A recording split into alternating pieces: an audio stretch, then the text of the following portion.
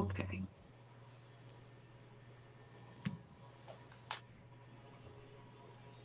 Okay, Mayor, I think we got all the commissioners and all the relevant staff people here, so we can start when you're ready. Remember to unmute yourself, please, Mayor.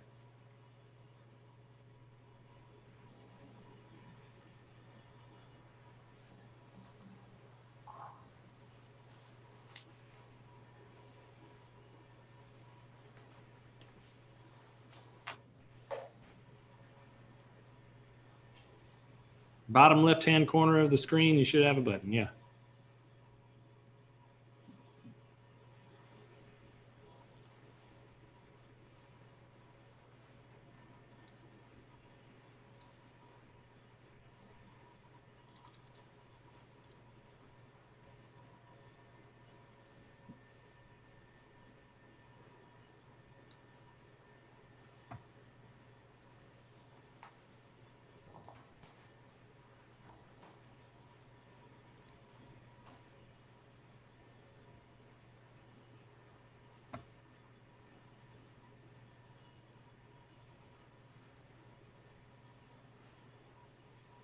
Mayor, give me a nod if you want me to come down there and give you a hand. I'm down here on the thing where the mute There you thing go. is. Now we can hear you. It just took it a while, I think. Sorry about all that, folks. Good evening to everyone. And at this time, I'll call North Wilkesboro Town Board Work Session, January the 28th, 2021 to order. And if everyone would bear with me, I'm going to lead us in an invocation. And I'll ask Chief Robbie Thornburg if he'd lead us in the pledge. All right, let us pray. Most gracious, loving Heavenly Father, we come to you, Lord, as humbly as we know how, just calling upon your name and asking that you would be with us as we go through this work session tonight. We always put you first in all that we do, say, and think on behalf of our citizens and on behalf of ourselves as we get into the meeting and do the orderly things that need to be done for our town and our citizens. Be with us now. Bless each and every one, Lord, that is in the hospitals, rest homes, wherever they may be, and especially those that are dealing with the COVID situation in their lives. Touch them, heal them according to your blessed and holy will. And I ask us all in Christ Jesus' holy name. Amen. Okay, Robbie, if you would lead us in the pledge, please.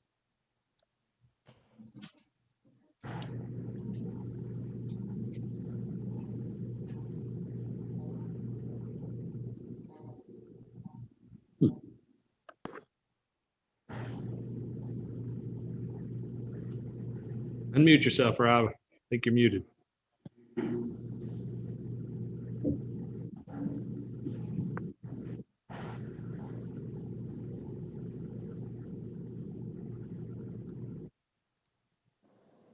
Okay, Wilson, while he's working on that, I'll ask Commissioner Andrew Palmer if he would like to lead us in it, please. Sure. I pledge allegiance to the flag of the United States of America, Republic Republic, for which it stands, nation, one nation, nation, under God, indivisible, with liberty. and justice for all. Thank you very much. All righty, let's see. Approval, we need, are there any additions or deletions at this time, Wilson? So Mayor, I'll go over a couple of changes to the agenda. I'd like to draw the commissioner's attention to items C and H. There was an error on the agenda. The dates for the public hearing are wrong. It should read February 25th and 26th instead of 26th and 27th. And I think that's the only change to the agenda for today. Thank you, Wilson. Anybody else have any questions about the changes? Okay. Robert, can Yep. you repeat, can you guys repeat those date changes? I'm sorry, couldn't find my pen. I think you said the 25th and 26th. Is that correct, Wilson? Yes, sir. On items C and H. C and For D. February. I mean, C and H, I'm sorry, yes. C and H. Yes, ma'am. Thank you. You're welcome. Okay. Moving on down to approving the agenda as stated. I need a motion to do that, please.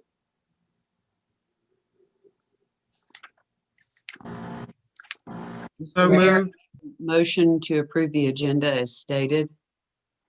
Thank you. Need a second, please. Second that. Thank you. All those in favor? Now I got to do the roll call. Excuse me. Okay, let's see. Debbie, you made the motion, so I don't think I have to include you. We need to go to Angela, Yes. Bert,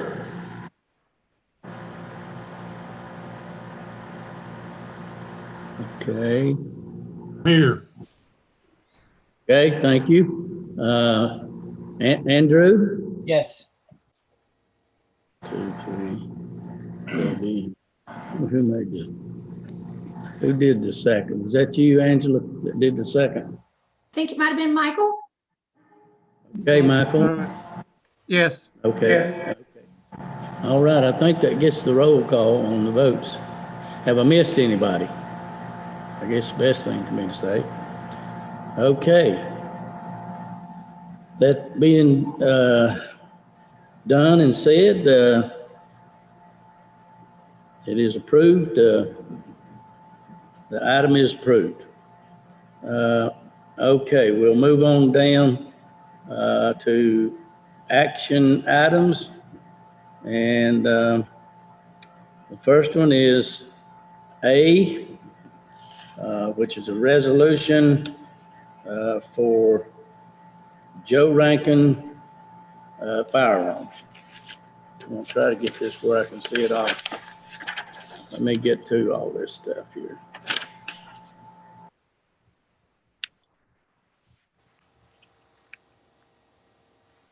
All right.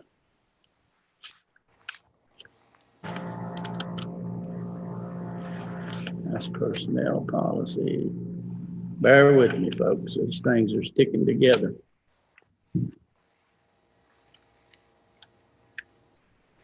Okay, the resolution, I'll read it if it's very short. It's North Carolina General Statute permits a municipality to grant retiring law enforcement officers their badge and service weapon. Joe Rankin retired from service to the North Wilkesboro Police Department on January 4, 2021.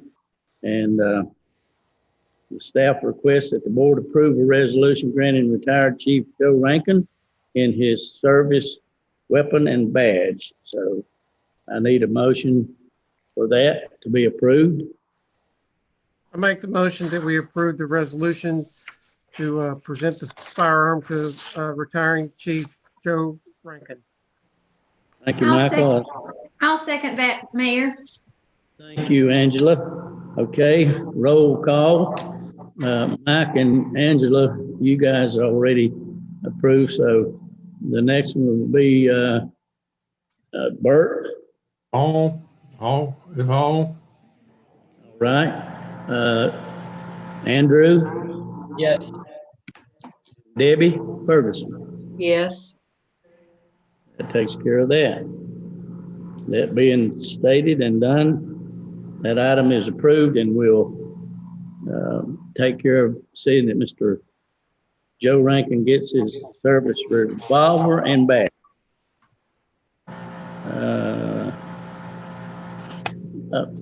There's a resolution, if you want to read it, attached on the back side of your minutes.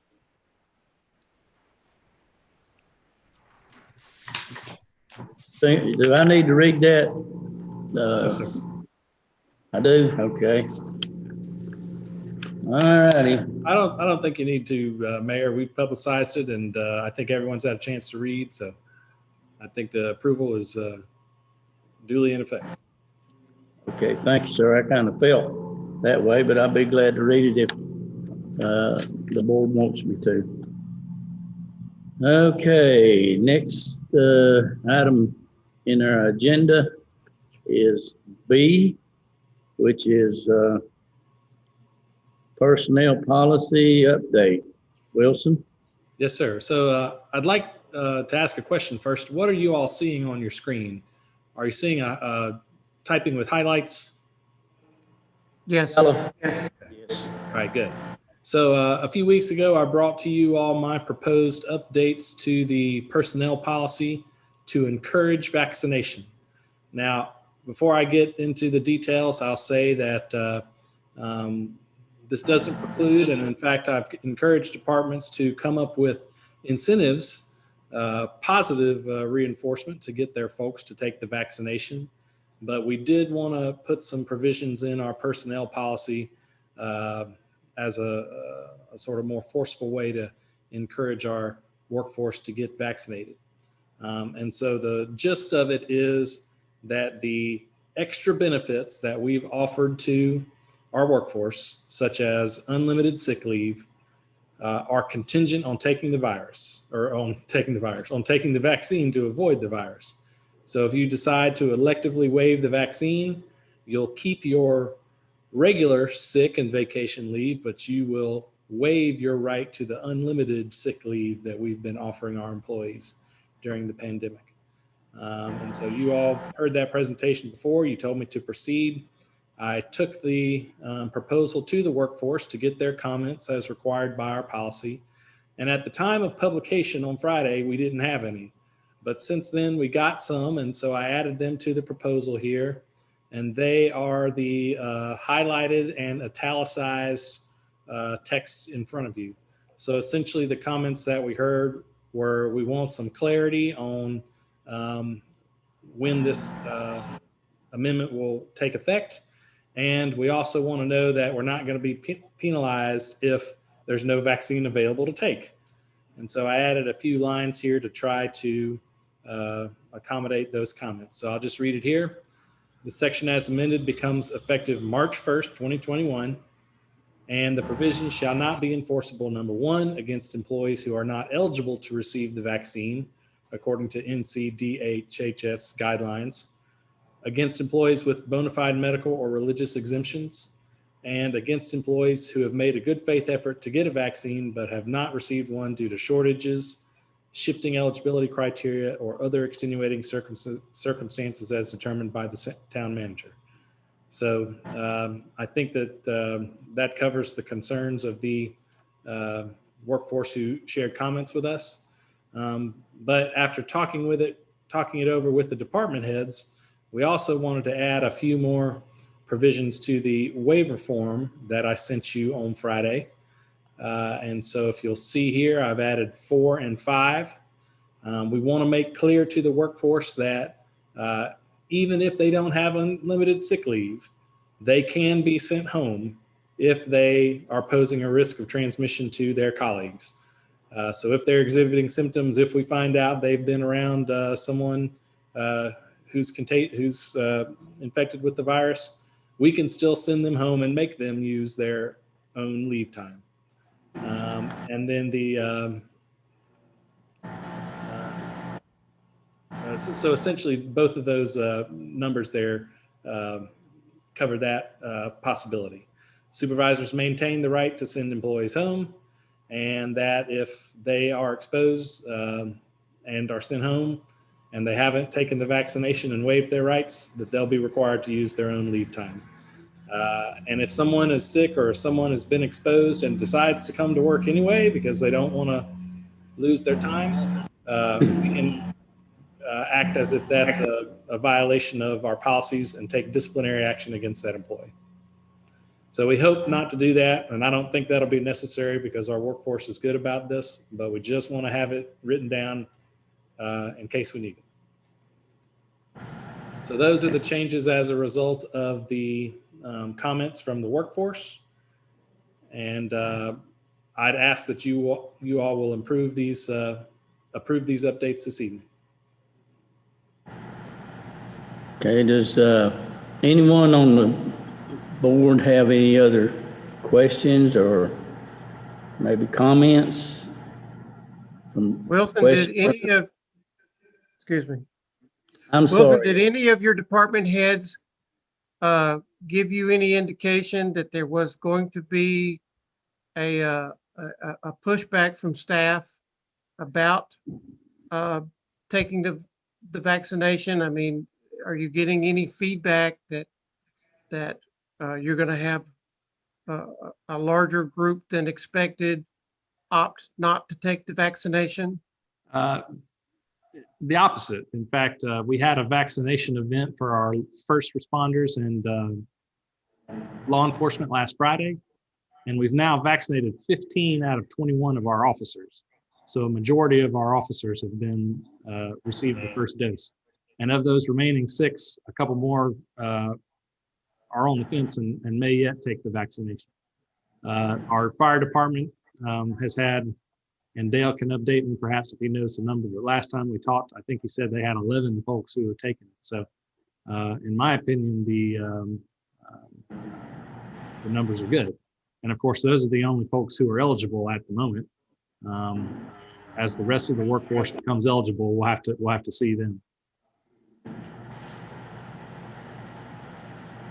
Anyone else have any questions or have any comments to make about this at this time? Hey, Wilson, this is Andrew. Yes, sir. I think it would be good if y'all continue to think of creative ways to encourage people to take it. Because I think if you have people that don't want to take it, then maybe department heads could think of a creative way that might encourage them to incentivize it.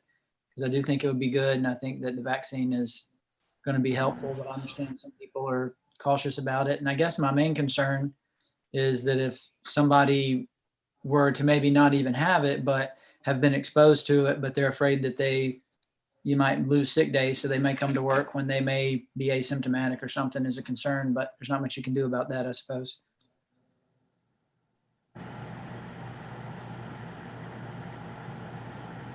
Mayor, I make a motion that we approve the COVID-related updates to the town's personnel policy. Okay, I have a motion from Debbie Ferguson. Second. I have a second from Michael Parsons.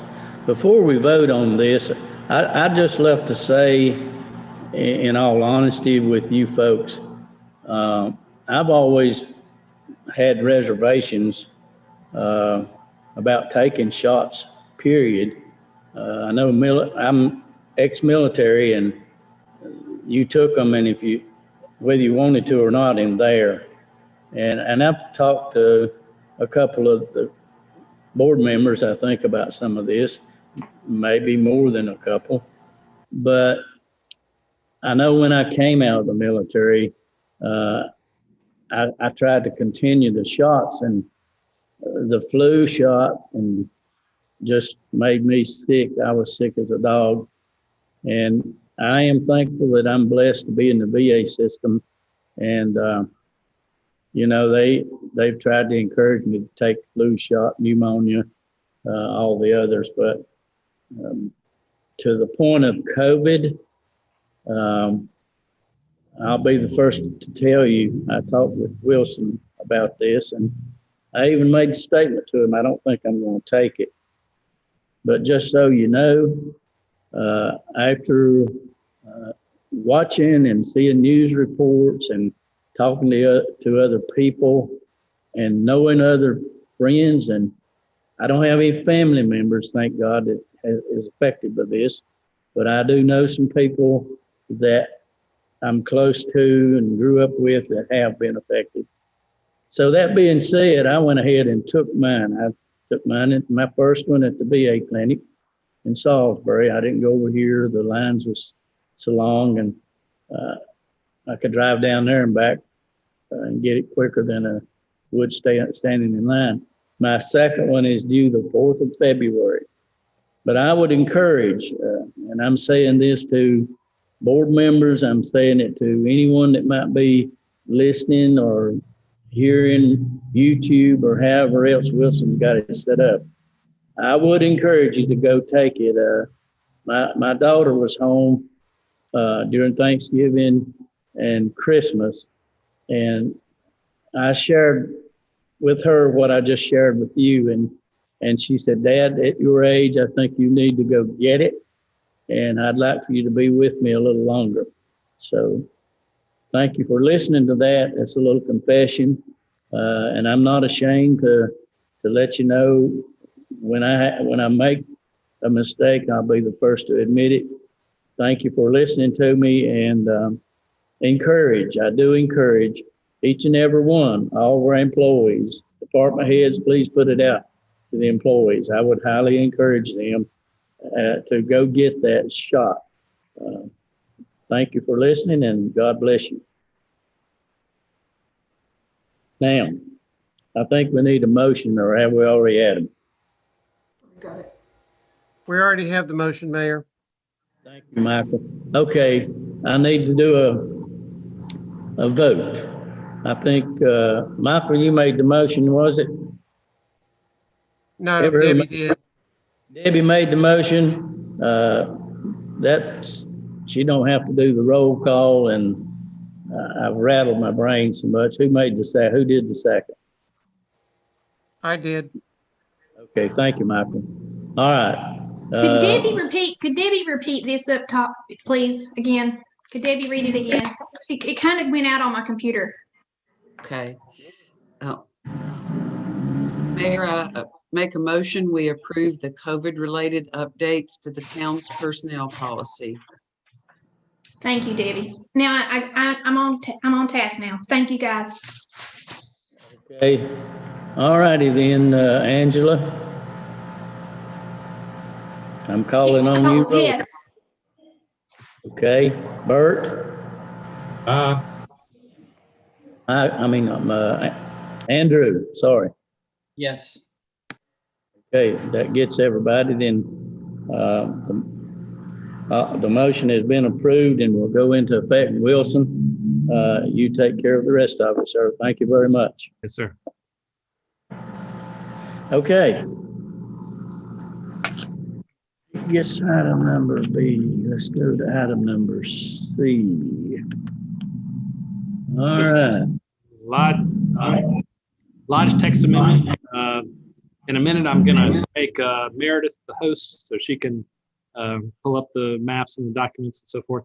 But I also wanted to notify the group that you'll be seeing a couple new squares in your Brady Bunch Square screen here in a minute, because Ron Wilcox and Mark Hauser from Samaritan's Purse are here to answer your questions on this matter.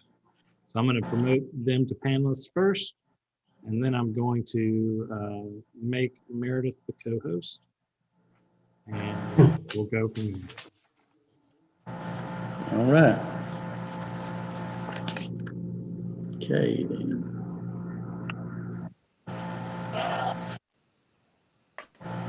Okay, I see Mr. Wilcox, and let's see. I'm on. I think I did the wrong person here, so excuse me 1 minute.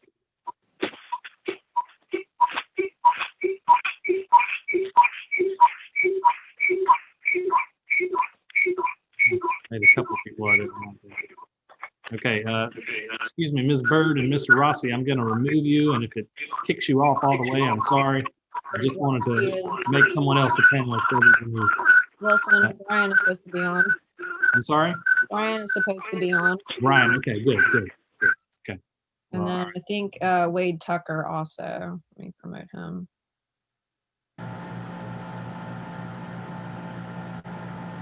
There's Wade, okay. So I got Brian Okay. Ross from ENS, Ron Wilcox, and Mr. Tucker. I'll leave Kim on because I don't want to kick her off totally. And I think that's what will happen if I try to put her. So, all right. Meredith, do you have co-hosting? I believe so. All right. Good evening, everyone. before you've got a text amendment, and got several folks on the call also to kind of chat with us about the proposed amendment here. So I'm going to give everyone a little background. This started probably the late fall. Brian and I started brainstorming ideas as there was a potential training facility off of White Pine Street where the current Samaritan's Purse WOW building, the warehouse building, is located. And, you know, the more we talked about it, the more we talked to Samaritan's Purse, it morphed into, well, this needs to be more of an overnight stay for any of their staff members or folks coming in to help with their mission. So we started looking more at hotels or motels. We moved forward with doing both text amendments just to kind of see what would be the best fit as we, you know, figured out all the different nuances with this project. One of the things to note is this is in the light industrial zoning district, so it's a little different with other text amendments we look at, since this is, our hotels and motels are currently allowed in many zoning districts, but not light industrial. That's the current zoning of most of Samaritan's Purse's properties. And I can pull it up on a map if you guys want to take a aerial look at it. So we moved forward and took both of these to the planning board, and we met on December 10th and had a public hearing on both. And we decided the hotel was a good option because it was the most minor changes, and moved forward with that and withdrew the lodge. Well, we went back and a few things needed to change because lodge actually would have been a better fit after doing some more research. And started back to the planning board again with lodge, and felt that was the best option to go with. Tailored that definition and those uses specifically to this type of use, and took it back to the planning board in January and did the public hearing on Zoom and did the 24-hour period, and haven't received any comments. They've recommended to approve it, and we're before everyone tonight to kind of go over it and discuss it and look at doing a public hearing through the Board of Commissioners. I've got, I would say I could give you a little bit more details on how text amendments work, but essentially anyone can petition to do a text amendment change, whether it's internally or through the commissioners or board members or the general public. So those are kind of the starting point, just like any other permit application through our department. We've got,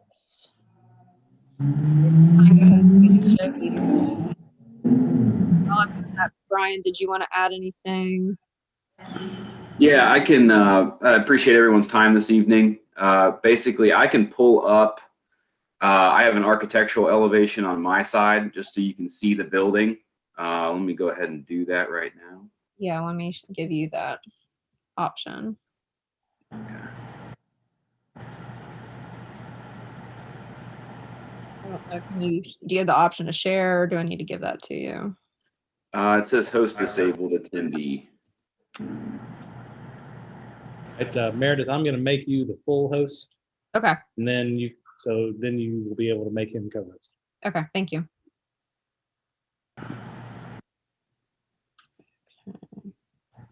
Try it again. All right, so I'm gonna make him co-host so he can share momentarily. So Brian, see if that'll work so you can share your screen. There we go.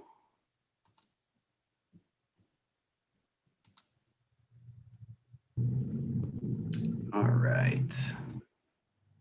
All right, so everyone should be looking at my PDF here. So this is basically an architectural rendering of the building. I'll flash over to the location here briefly and then come back to the elevation. But where this is being proposed, so we all know the WOW building up here on Elkin. The new office building, the aerial's not updated, but that's right here. There's a small mobile clinic here going on the right behind the WOW building. This is a conference center, and then the location is right back here, down in the back of White Pine. So essentially this will be split off as its own parcel in the back portion here. The building will sit lengthwise right here. on top of this mound, essentially, and will be a 3-story building, mainly 2-story with a partial 3rd story in the back, which I'll flash over to here in a minute. What I'll add to the text amendment was, in part of the coordination with Meredith, we looked at maybe spot zoning this, but we kind of veered away from that because it doesn't go with the long-term comprehensive plan to have this isolated patch of non-light industrial as well. So that's why we went with the text amendment additionally.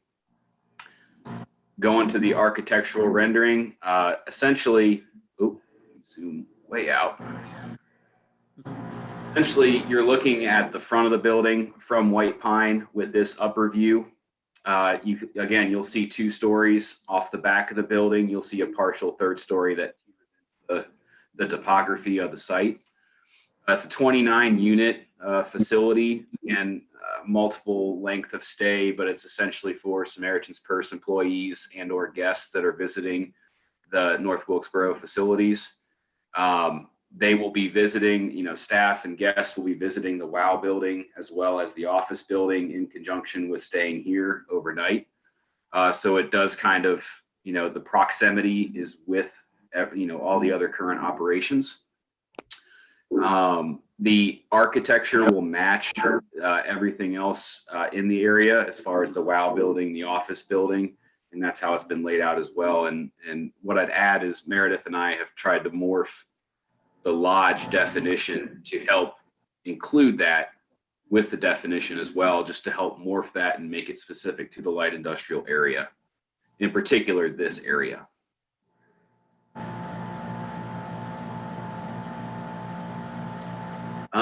But that's pretty much all I had for the presentation, or I guess to what to add to you had, or what you had stated, Meredith. So I guess I'll turn it back to you and open it back up to questions.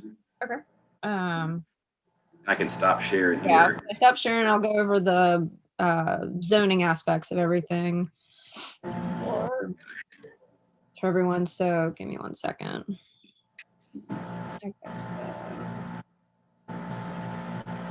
Okay, so hopefully you can see this is the proposed text amendment discussion with the planning board. That was January 14th. As I mentioned, currently we don't have a lodge. What we have is more, the lodge definition we have is more geared towards essentially like the Elks Lodge or Civic Center. So this is more of like a lodge in extension of a hotel, which would be allowed in our central business, general business, highway business, light industrial. And then of course our underlying districts like floodplain and watershed would apply. So the 2 areas of edits essentially would be our table of uses would be the change, and then the definition, as Brian mentioned, where we have crafted specific language in this case for the situation. We also, of course, with any text amendment or rezoning, we want to look at our comprehensive plan and make sure that that is in line with it. We've got 3 goals that really hits this project. Encourage retention of larger regional business, develop and utilize flexible land use controls, and maximize redevelopment potential for vacant structures and parcels. Going forward, the planning board was tasked with, is this consistent with the comprehensive plan? Or, is there any other elements of a small area plan that we have? And they said yes. And then additionally, the impact on any adjacent property owners, is this going to be reasonable and beneficial and outweigh any potential inconveniences to the community? And that was also a yes. So let me go down to the actual text so you can kind of see. So right here is our all of our definitions. So we've added lodge, and hopefully you guys can read that, and I can also read it if it's too small.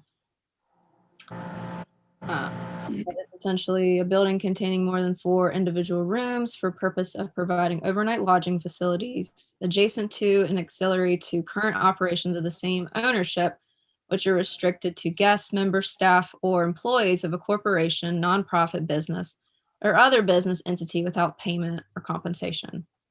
Design and architectural will be complementary of the surrounding buildings. No sales of goods to the general public, and service may include meals.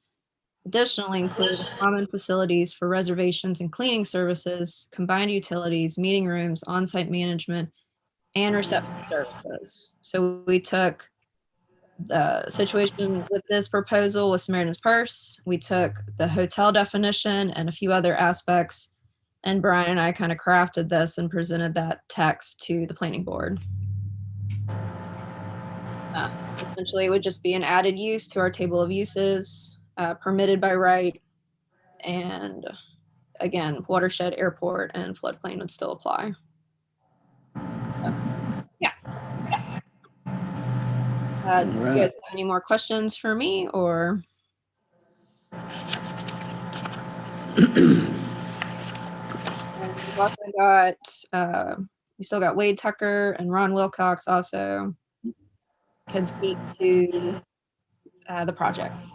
If you guys have specific questions, or if y'all want to add something. No, I think Brian, this is Ron. I think Brian's covered it well. Again, we're using the training center extensively as we bring our apprentices in and interns, and the lodge will help us with the housing on that. We'll bring in, at least on the apprentices, probably 25 a quarter. So you can see the numbers there. But again, it won't be any competition with local hotels. It'll just be ours. There will be no charge. It'll be for our staff and or guests of the ministry, as Brian said. Okay, let me insert. Meredith, all we need to do tonight is to call for a public hearing. Is that correct? Yes, and then answer, of course, any questions. Yeah, any questions and that Yeah, kind of just have a stuff. discussion. So, is there anything else from the Samaritan Purse people that are here? I think we're fine. I'm fine. Thank you, Ron. Thank you, Ron. Well, at this time, then, I would like to have a motion from the town board to call for a public hearing at a later date to approve this. I need a motion for that. Mr. Mayor, I would like to make a motion to have a public hearing at a later date to approve this. I think the dates listed were February 25th and 26th. Okay, thank you, Andrew. Okay, Bert, thank you, sir. Okay, now it's roll call time. Angela? Aye. Michael? Aye. Okay. Let's see, Bert. Debbie Ferguson. Yes. Mayor, I would like to mention one thing when you finish the roll call, if you would. Okay. Have I made everybody? Let's see. I think I did. Have I missed anybody on the roll call? Help me out. I don't think I have. Okay. I've finished the roll call. You want to make a comment or something, Debbie? Yes, Did you say- Mr. Wilcox, this is Debbie Ferguson, and it might be that you would want to consider having someone join the meeting at the public hearing, just in case there were questions from the public. I'll have it on my calendar. Glad to do that. We just thank you for the opportunity. Thank you. Anyone else? Yes, it's Andrew. I just wanted to say thanks Go ahead. to all of you from Samaritan for joining the meeting tonight, and just glad you're in North Wilkesboro and appreciate all you're doing for our town. So thank you. Well, we thank you for how you've welcomed us. That we can be a part. Thank you. Yeah, I'll have to, as the mayor. It's not a motion or a second, but I'll throw a second in there on that one, Ron. Okay, thank you. Okay. Takes care of the voting, and motion is approved. All right, let's see. We're moving on to. We have a date for the public hearing. You do have a date for it? Do you guys want to make a recommendation on a date? Oh, you mean from Motion the is board? being- I heard the motion is being the 25th. 25th. Okay. That's what you said, wasn't it, Andrew? The 25th? Yeah, I was reading off the paper what's recommended. I mean, Perfect. is that okay? It's for me. Thank you. Don't forget, Okay. we have the 24-hour comment period between the meeting on the 25th and the vote on the 26th. Yes, thank you, Commissioner, for making that clarification. So for our guest, the North Carolina General Statutes require that virtual meetings, which include a public hearing, include a 24-hour comment period.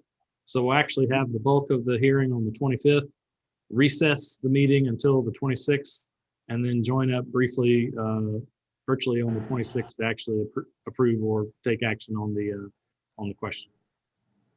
Thank you, Michael and Wilson both. Thank you very much for that clarification. Okay, let's see. Wilson, I believe that brings us to the audit presentation. Yes, sir. So Craig has joined us. You should see him on your screen. Craig, if you've got your video, would you mind coming on with your video? But of course, the statutes require that we perform an audit every year, and that the auditor give a presentation on it. So Craig is here to give that public presentation. But before he starts, I want to acknowledge Connie Bogus for all her hard work, both as a steward of public funds, and you'll hear about some of the successes of her work here shortly, but also the seriousness that she takes this audit process with. And she's always got all the information that Craig needs. She's a meticulous record keeper. So I just want to thank her for that and acknowledge her here publicly. Yes, sir. Thank you very much, Connie, and I'm sure the other board members feel the same way. All right, Craig, take it away. Okay, pardon me. Good evening. Craig Hopkins with the, I'm sorry, manager with Gibson Company. And, you know, we performed audit on the town of North Wilkesboro at June 30th, 2020. And I'd like to first thank y'all for allowing us to be the independent auditors for the town. And it's a great place to work. And what Wilson said, Connie does a great job with record keeping and the way she accumulates information through the year to provide to us, and as well as Wilson and all the other staff members that we work with. So thanks to everybody. I'd just like to give you a brief overview of the audit at 6/30/2020. And as I said, we did audit the financial statements of North Wilkesboro. And then on page 2 of the audit, we give our opinion of the audit and of the town's, you know, financial records. And we say here in our opinion paragraph on page 2 that in our opinion, based on our audit, the financial statements referred to above present fairly in all material respects the financial position of the town of North Wilkesboro at June 30, 2020. Another way to say that is our clean opinion, unqualified, no modifications, and really the easiest way to say it is all the I's that were dotted and the T's crossed. So now I'd like to go to page 18 of the audit, and this is where we present the general fund and the non-major governmental funds combined together. But we'd just like to talk about the general fund, and on that, as you can see here at the top of the page, there's $18.1 million worth of cash, and lease receivable is another big number. That's the hospital lease of about $34.5 million. So your total assets in the general fund are a little bit over $54 million. Moving now to the liability section, the town owes for accounts payable and accrued liabilities at 6/30/2020 about $276,000. And then also we have deferred inflows, which is basically the old way of saying it was the deferred revenue for that lease receivable. And at the bottom of the page is the next section is the fund balance. And as you can see there, the total fund balance was almost $4.4 million. So that's the unassigned fund balance in the general fund. And that the LGC always likes to look at that number as compared to general fund expenditures. And they give a fund balance available percent is what it's called. And that number this year is 72.21%, which was quite a increase over the prior year. The LGC likes to see about 8% as a minimum, but the town of North Wilkesboro is a 72% fund balance available. So that's quite above the state minimum requirement. So that's very positive for the town of North Wilkesboro. If we could go to page 20, this is the revenues and expenditures for the general fund. And it was very flat year over year. Total revenues were about $7 million. Total expenditures were just in excess of $6 million. So your total revenues over expenditures was $953,000. And as well, we report proceeds from long-term obligations of $415,000. And that was for the purchase of police vehicles and a dumpster truck for that. So in the end, your ending fund balance is almost, $5.8 million. So it's a very good year for the general fund this year. All right, if we go to page 23, this is the water sewer fund. Includes all the capital project funds for this fund as well. The total current assets were about $4.7 million. You had just a little bit over $16 million worth of capital assets. I mean, that's property,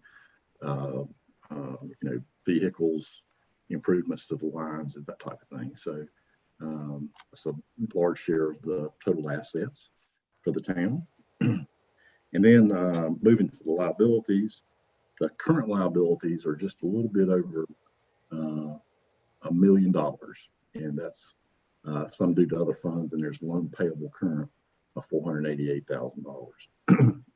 One of the largest drops this year was in loans payable, total non-current liabilities, which this year was $975,000. There was a drop in payoffs, loan repayments of a little bit over $500,000 for the year. So that's, again, quite a positive thing. So we've got total liabilities of about $2 million. And at the bottom, we have a net position for the water sewer fund, and that's a little bit over, almost $3.7 million for year end. And that was a $583,000 increase from the prior year. And on the next page, page 24, we show the revenues and the expenditures for the water sewer fund. And again, this pretty flat year over year from last year. This year, there was about $2.9 million worth of revenues and $2.7 million worth of expenses, which leaves an operating income of $178,000. There was some other non-operating revenues and some grant contributions. So the total change in net position was $347,000. Again, that's very, very positive for the water sewer fund. And I'd like to point out one other number on the next page, on page 25. This is a cash flow statement, and this is where we basically take the accrual statements and kind of convert them back to a cash basis type of statement. And one number I'd like to point out here is at the top, the net cash provided by operating activities was about $1.16 million. So another way to say that is that the cash, the operations of the water sewer fund created $1.2 million worth of cash. So again, it's a very favorable number this year. That's kind of my presentation for this evening. And I would like to echo what Wilson said. And Connie is great to work with. She is very diligent in getting documents to me, and she gets documents to me before I even know I need them. So she really is proactive, and she's very helpful. And we worked with Wilson some this year. Certainly was a pleasure working with him as well. And if anybody has any questions, I'll be more than happy to take those questions. And again, I'd like to thank you and everyone at North Wilkesboro for their assistance.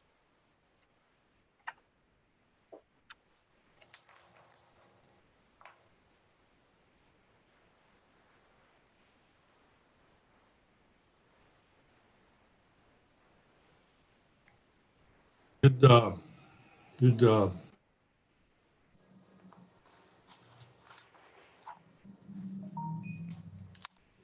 Good job. Good job.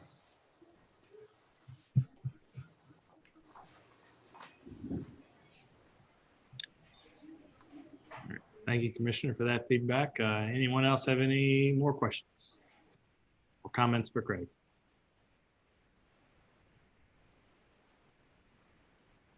All right, Craig, appreciate it. Appreciate your time this afternoon. Thank you for all your work, and thank you for giving up your evening to present to us here. It's an absolute pleasure. Thank you. Take care. All right, Mayor, I've got you muted, I'm afraid.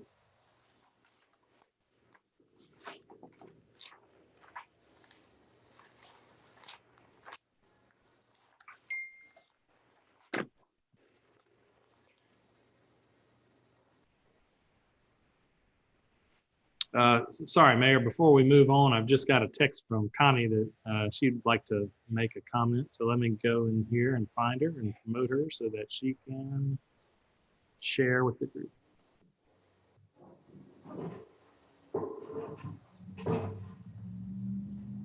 Okay, Connie, you unmute yourself. We should be able to hear you now. Hello, everybody. Excuse me. I just want to take a quick moment to thank the board for putting some projects off. I know they really wanted to do off to a later date. I know it was hard to deal with things not getting done that some wanted done, but this decision I think was a really good one. It's put us back, helped us build our fund balance back to a healthy state, and we couldn't have done it without you.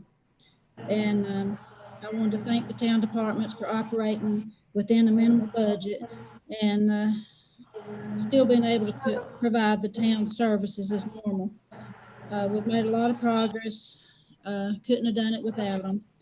And I just want to thank you for making it possible. And I do want to thank Craig and Gibson and Company for being good to work with and always being there to answer my questions. Thank you very much, Connie. Anyone else?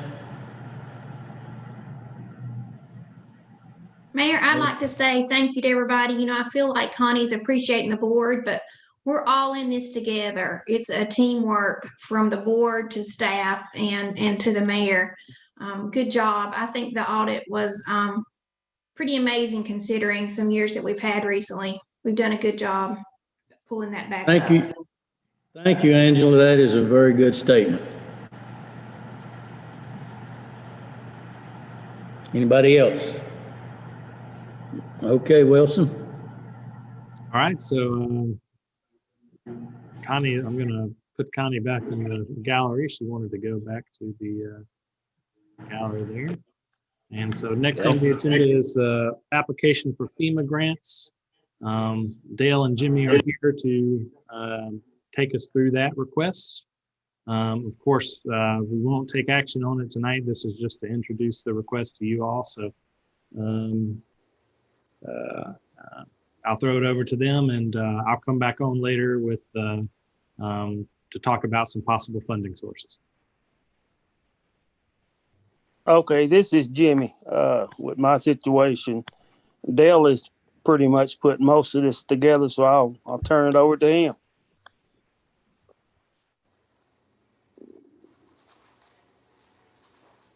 Okay, as everyone's aware, we've got a 1985 aerial truck up in the station that put in for a FEMA grant last year to replace and was unable to get it. We're wanting to apply for a FEMA grant again this year to replace that truck. We'll be applying for $1 million grant The cost of the truck will be about 1.2 or 1.25 million, somewhere in that neighborhood, I think. Won't know that for sure till the bid comes in. But the aerial truck we've got at this point is kind of outdated. The newer trucks has got a whole lot more safety features to them. The vision out of the truck's better. The safety measures for the firemen's better on the newer truck. This truck is required to respond to all structure fires in North Wilkesboro. This is required by the state to maintain our ISO rating, which is directly connected to the insurance rates our citizens pay. But we would like y'all to consider approving for us to put in for this $1 million grant to replace this truck. And the other thing we got is an equipment grant. It's a FEMA grant also. Our turnout gear at the station has got a 10-year life period. Most of our turnout gear is getting ready to expire. It'll cost about $100,000 to replace it.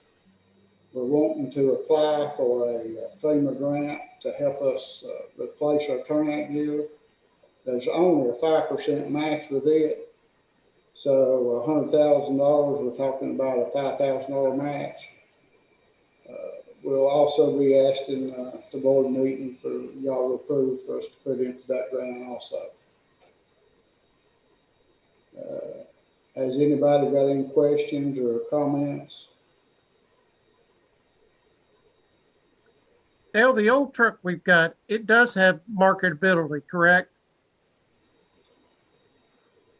Are you talking about a value? Yeah, I mean, you know, I know we're trying to get the new truck and I really support that, but the old truck still has some value as far as if we were trying to just market it and sell it off as surplus equipment. It does, but I don't think if it's replaced for FEMA dollars that it can be used for a fire truck in the future. I believe it'll have to be sold to a private individual. That's something I'll have to check on. I know it was like that in a previous grant. I'm not sure about this one. Okay, well, I mean, it doesn't matter. We need the new truck. Dale, I think you're correct on that. I think if we put this older truck out for purchase, that it could be used for training, but it cannot be used for firefighting. It seems like a shame, but I mean, I understand because you guys have taken meticulous care of that truck and all the equipment we have. So, I mean, you know, it's a real shame that it's would see the end of its use, but that's the way it is. I agree with you, Michael. I take this opportunity to brag on the engineers and other firemen. Our equipment is probably maintained as good or better than anyone in North Carolina. To be a truck that's a 1985 model, that truck is in excellent condition, just like the rest of our equipment. Just, you get to the point where it finally just ages out. Yeah. So Wilson, do we need to just give you a thumbs up or do we just, I mean, it says no action required, but do we need head nods or something to? I'd like to, yes, sir. So I'd like to just bring up a couple other points. You know, in my opinion, this is a pure sort of workshop item because when we take action on it, it will require us to make a commitment to reserve $250,000 somewhere down the road, whether it's next year or the year after. And so, in my opinion, this is not one of those ones that I would ever ask you to make a decision on right away. Now, if you're ready, that's fine with me. That's why I wasn't asking for action tonight, just because it's such a significant commitment. Wilson, I'm sorry. Yes, sir. Go ahead, man. I think we just need to put it on the agenda to approve it our February meeting. Okay. And while I have the floor, I'll talk about, and this is something that, of course, we don't have to decide right away. We'll have to decide this some other time, is where the funding for our portion is going to come from.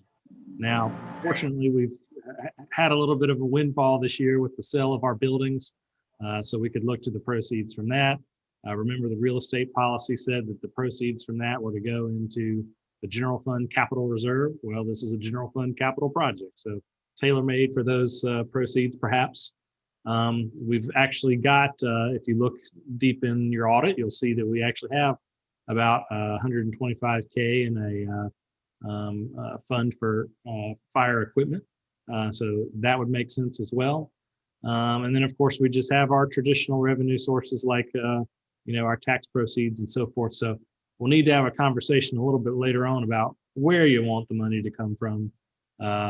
But by taking action at the next meeting, you will be committing some of our money to meeting the match of this grant if we get it.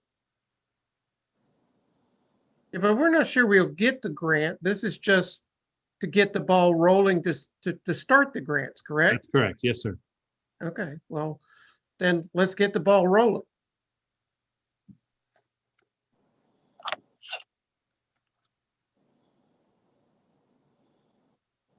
Any other questions or comments?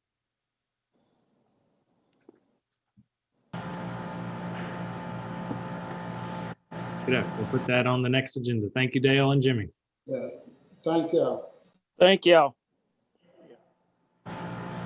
Okay, Wilson. We're moving on. Next item in the agenda.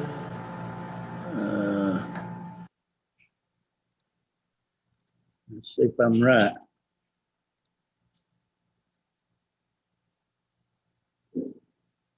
North Wilkesboro Police Department Officer Survey Results.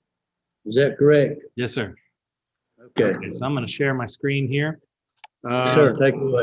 I hope everyone's had a chance to look over these results, because essentially this evening I'm going to ask you all to answer these questions as well. Not every single table. I don't need you to answer all those, but the sort of overarching themes of the survey I'm going to ask you to weigh in on this evening. Number one, what public safety matters are, in your opinion, most critical in North Wilkesboro right now? Number two, what does North Wilkesboro Police Department excel at and what can be improved? And number three, perhaps most importantly, what qualities are you looking for in a new chief? So be thinking about those as we go through the survey, and I'll just do that briefly here. So this first question made me feel good. Oh, by the way, we had 28 officers take the survey. Some of the questions they didn't answer. So you'll see, for example, here, we only had 25 responses, but the vast majority of the 28 who took the survey answered this question. And 92% said they were satisfied with NWPD. 2 said they were neither, but fortunately no one said they were dissatisfied. So I was proud of that. I'm going to skip down to this portion here. This is a graph showing what matters are of highest importance to the officers that took this survey. And to help you read this, over here in the right-hand column, the score column, the higher the number, the more important it is. And so the most important matter for the officers that took this survey was compensation, followed closely by the availability of training and the importance of the work environment. Okay, what kinds of things do you think NWPD excels at? This was an open-ended question. So you can see that I'll just sort of summarize the highlights as I read them. That we have a very professional department. We have folks who are committed to the job, and that they want to maintain that as the department transitions to its new chief. All right, what kind of things do you think NWPD should work to improve? I think these align with the question we saw earlier. A lot of mentions of recruiting and retention, compensation, so forth. All right, moving on. This was another encouraging one. Based on your interactions, do people that you talk to think North Wilkesboro is a safe place? 100% said yes. So I was very encouraged by that. All right, so this is the one that I was looking at closely. What public safety issues do you think are most prevalent in the town? And on this one, the scoring scale is the opposite. One is lower is better. So in this case, our officer said that the presence of drugs in this community is a prevalent public safety issue, followed closely by DWI and DUI, and after that by, I can't remember what it was. I thought it was domestic violence, but you can see their responses here.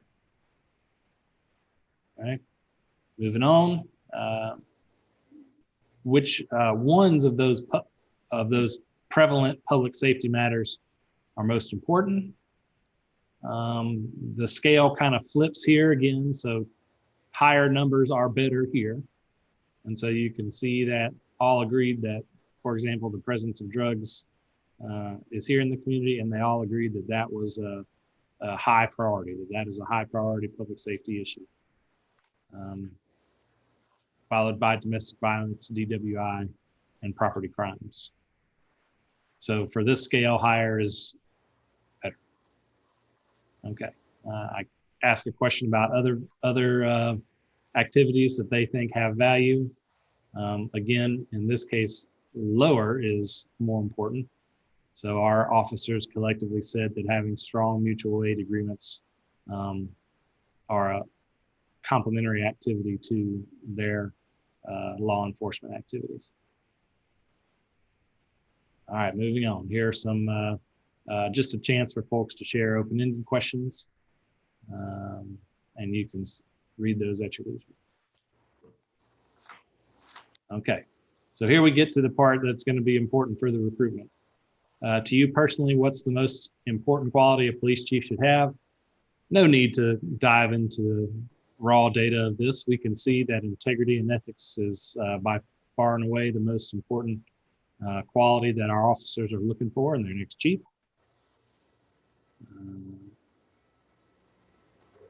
And that theme carries on here into the next question, where I gave a handful of dimensions, sort of professional personality dimensions that a recruiter would be looking for in a police chief. And I'll go over those in a minute and ask the officers which of those dimensions is most important to them. And again, integrity and ethics led the way. It was followed in second place, a distant second place, by commitment to service. And, you know, in my opinion, those are sort of related dimensions. And so clearly they are looking for someone of high integrity. All right, so I'll just leave this here for a moment so that you can read over the description of each of the dimensions that I inquired about in the survey. And I'll just read integrity since it was the top one. A chief's ability to have a firm adherence to a code of moral, ethical, and legal values. It also measures integrity. The chief's ability to remain incorruptible and to behave consistently with his or her ethical code.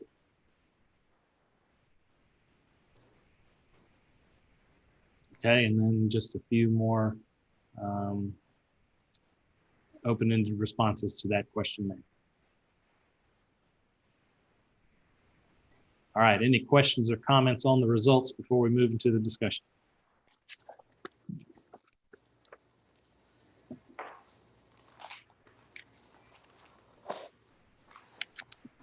All right, hearing none, I'll ask you then to share with me your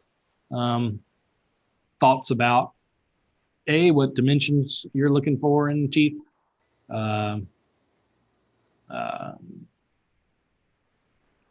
If you have thoughts on what our most valuable sort of supplementary and complementary law enforcement activities are,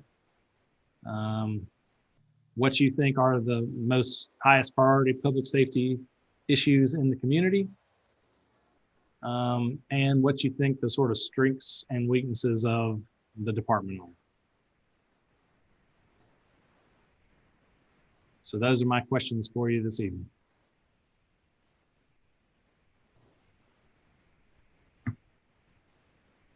Wilson, I think the thing with the chief integrity and is, you know, that to me is kind of the no-brainer. You certainly would want to have a police chief that had integrity, but I think we also need one that has, you know, a good. I think he needs to be able to have the ability to earn the respect of his officers. It's one of the things that Chief Rankin possessed such a high degree of, is that ability to inspire his officers to be better, to be more professional, to value their job.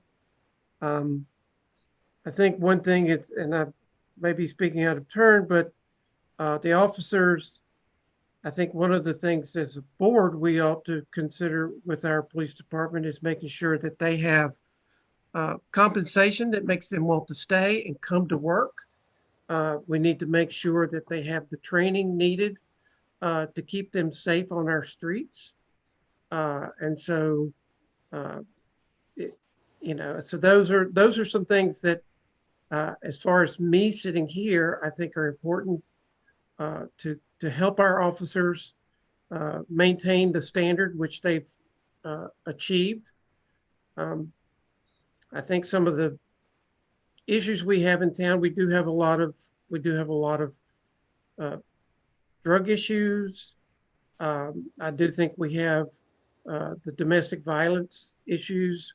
You know, so, you know, but those are again kind of non-brainer, agree with what they say kind of answers, but that's, you know, I think those are really important for them to focus on. My opinion as to strengths, our police department, in my 35 years of being in town, its greatest strength is that it really has achieved its highest level of professionalism, public perception of positive. You know, they do the job. They do a great job. You know, they look sharp. You know, it's just a very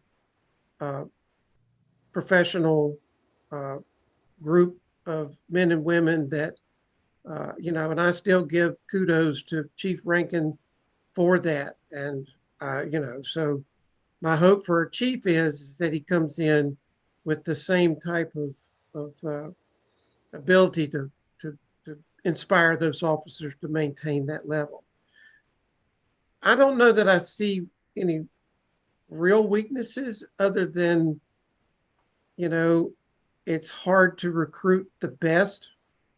You know, I've heard Andrew say it on numerous times, you know, if you want, you know, we need to recruit the best we can get for the positions that we have. And so this goes back to my statement about supporting the officers with compensation and equipment and training. You know, if we want to hang on to these officers and keep them on our police force, we need to be fair to them so that they're not looking across the river or over at the courthouse or in another jurisdiction at all, that we keep them here. So those are important to me. Thank you. Michael, you've just done a stellar job of explaining what we need, I think. And I can't think of anything I can add at the moment. You really were thoughtful and thorough with your comments, Michael. Thank you. I agree, Debbie. I think you did a great job with that, Michael, and we certainly need to be sure we do that. Thank you. Thank you, Debbie.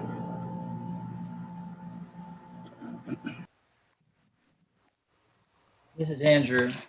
Wilson, thanks for doing the survey and letting us see it, because it was a real learning experience for me to see the responses and see kind of how they viewed policing in North Wilkesboro. And I think Michael did a great job kind of describing a lot of the things. One thing that jumped out at me and that I've kind of thought about myself is the compensation, because I have some friends that are law enforcement officers that don't live in Wilkes anymore. And I'm always like, hey, you should come back, you know? And that's one thing that I've heard even from them. So I think we should definitely look at the compensation for the officers to make sure that it's competitive and that we can recruit the best. I think Michael's right about training. I want to emphasize that again because, you know, the better that they're trained to deal with situations, it'll keep them safe in many ways in today's environment. And I think that's important. I think, you know, it was clear that integrity is one of the top things they expect from a chief, and that's what I would expect too. As far as what I would like to see issues in the community, and I believe they do a good job with already, is drugs obviously is a big issue. We need to stay on that. The domestic disputes, DUIs, I read that in there. If I had one other thing I would probably add to the list that I would like to see, particularly when COVID's over, just because we've spoke so much to speeding in town and traffic enforcement, I guess. I would like to see a chief that want to be really proactive about that to make our streets safer, and also that was willing to have a real presence around town, which that's one thing when I get to the strengths, I'll talk about them. I think they've done, but with downtown and the whole town, but downtown with the parking situation, because I think that's a little bit of a challenge. As far as things that I think that I see they do well, I believe Michael hit it on the head when he talked about their professionalism, and I think their visibility in the community. I mean, I see our police officers, you know, out and about a lot, and I think that's good. It sends a signal to the community that it's a safe place, and I think the thing about mutual aid is good, because we live in a chaotic world where sometimes things can happen where we may need extra help. And I think it's good that our town would work well with Wilkesboro's Police Department and the County Sheriff's Department. And guess that about sums it up. But thanks for bringing this to us. Compensation would be my big thing that I got out of this that really stood out to me, though. Yes, sir.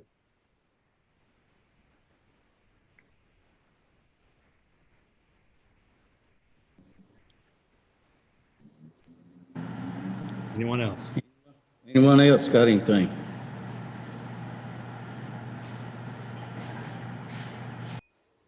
Hearing none. Okay, so the next step is. Excuse me. Yes, sir. Mr. Hall. You got people out there that's, excuse me, I can't talk, but you got people out there and everybody likes Rodney, and he likes him, and he will do a job. You do what you do, but that's what you do.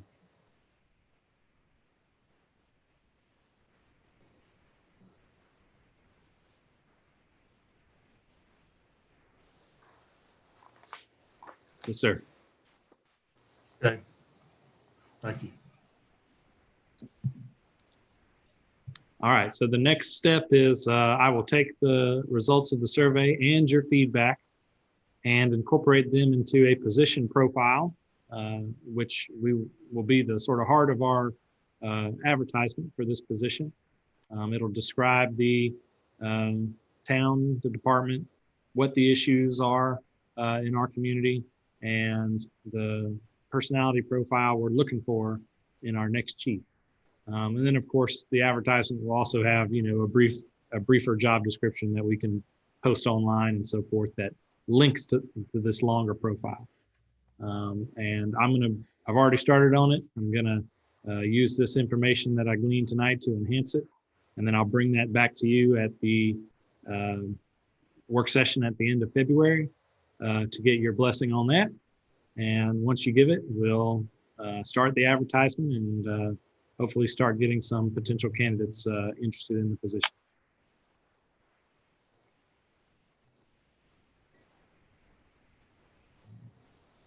And that's all I have to present on that matter at the moment.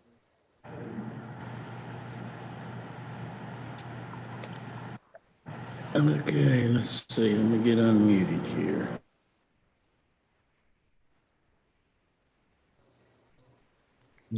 You were unmuted and now you're muted again.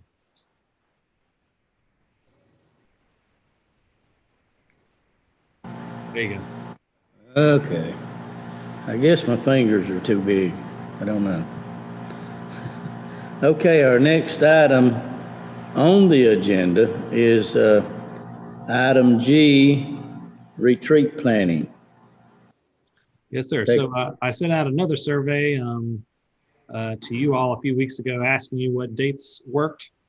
And the general consensus, save for one, was that Friday, the 5th of March from 9 a.m. to 5 p.m.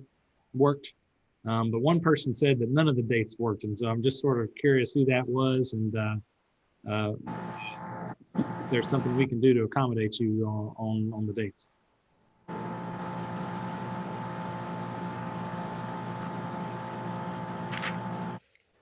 Wasn't me.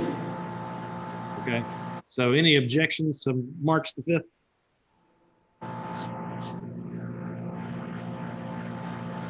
Okay.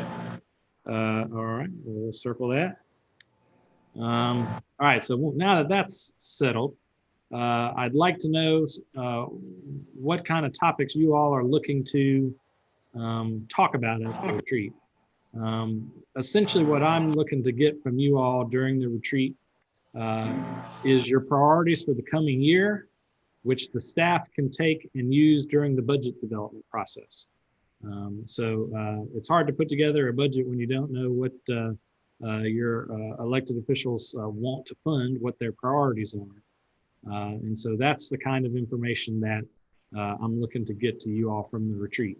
And so I'd like to hear if that's what you all are looking to get out of the retreat, what manner you'd like to use to have that discussion, whether you want to have an exercise like we did last year, or if you want to do something different. So I'd just like to hear your thoughts on what you want to see during the retreat. I sure don't want those facilitators we had last year. I agree, and I would like to stay local.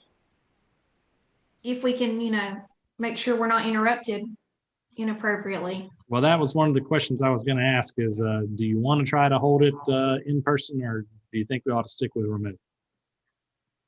I would like to try to hold it in person, and I would also like to be here locally if possible. I'd like to have it here in social distance in person. I would also recommend that we look at potential businesses, whether it's Smokehouse 6 in Main or Roselli's or any of our restaurateurs that could cater it, because then we're supporting our people in our town. Very good, Michael. And I'd say, just put it out there and, that way, so it's kind of fair, is kind of let them throw a menu together and maybe some pricing, and then, maybe if they could present it to us, and that way, it wouldn't look like we had favoritism. We were just kind of look at the pricing and what they're were doing, and then we as a group could decide, or, so that's just my thought. What we've done in the past is like one restaurant might fix the salad and we got it there. Another restaurant might do the dessert, then the main course or main sandwiches. So we kind of could spread it out between some people, some businesses. That's a great idea too. I hadn't even thought about that.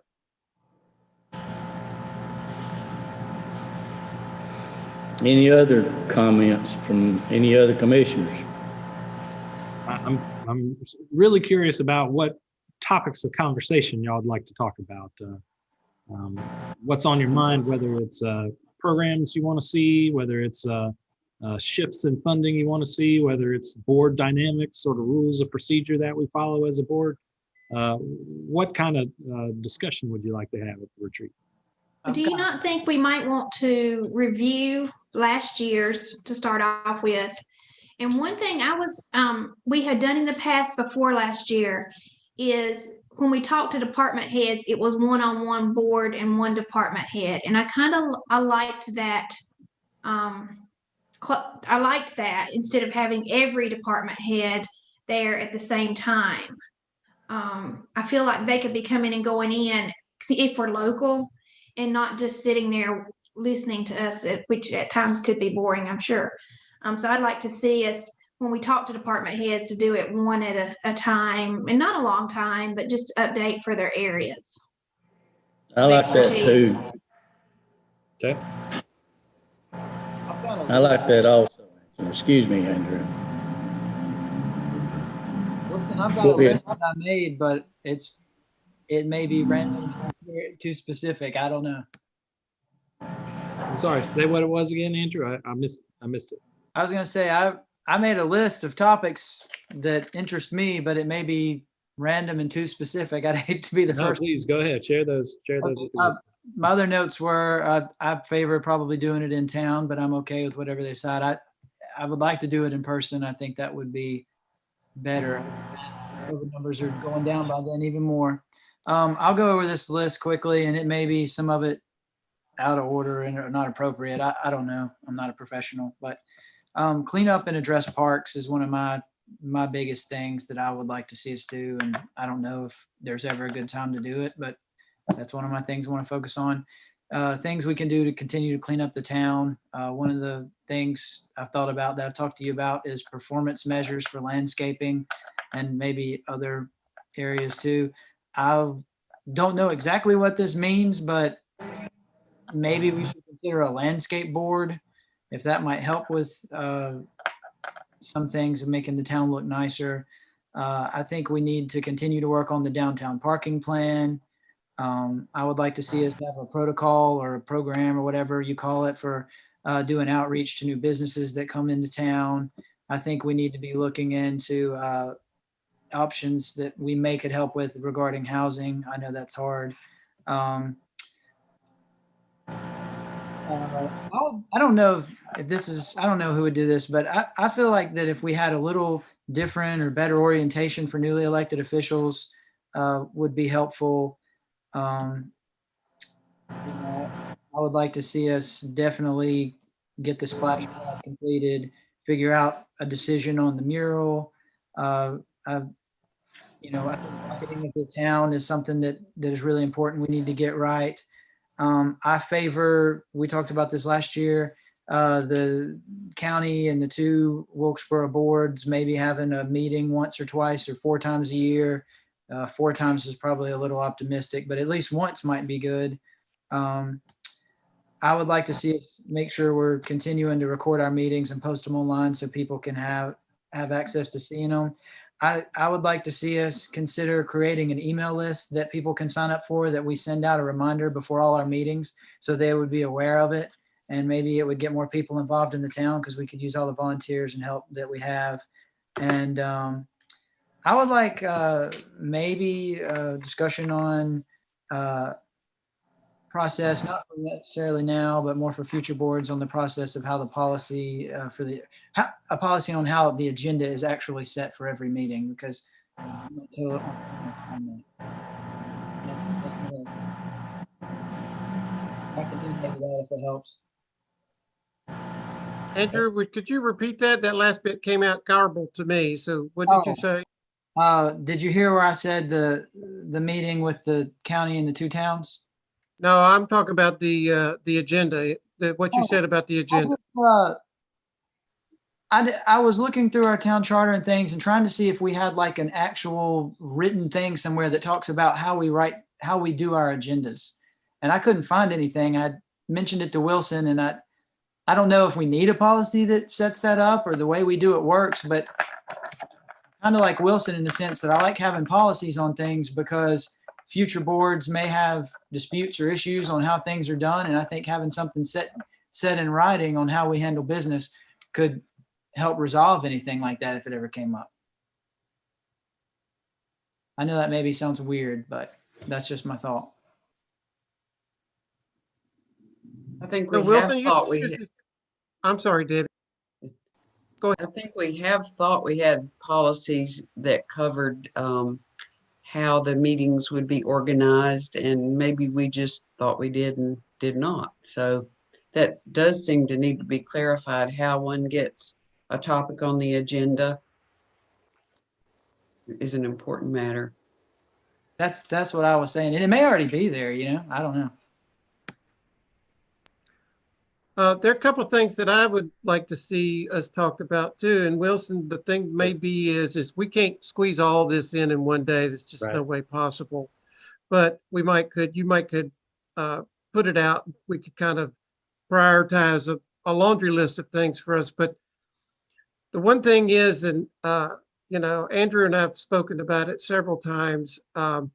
We really need to get this evaluation process nailed down so that we don't have this kind of up in the air. How are we going to do manager evaluation? I'd like to hear what your thoughts are with your staff evaluations, and do an interchange there so that we know.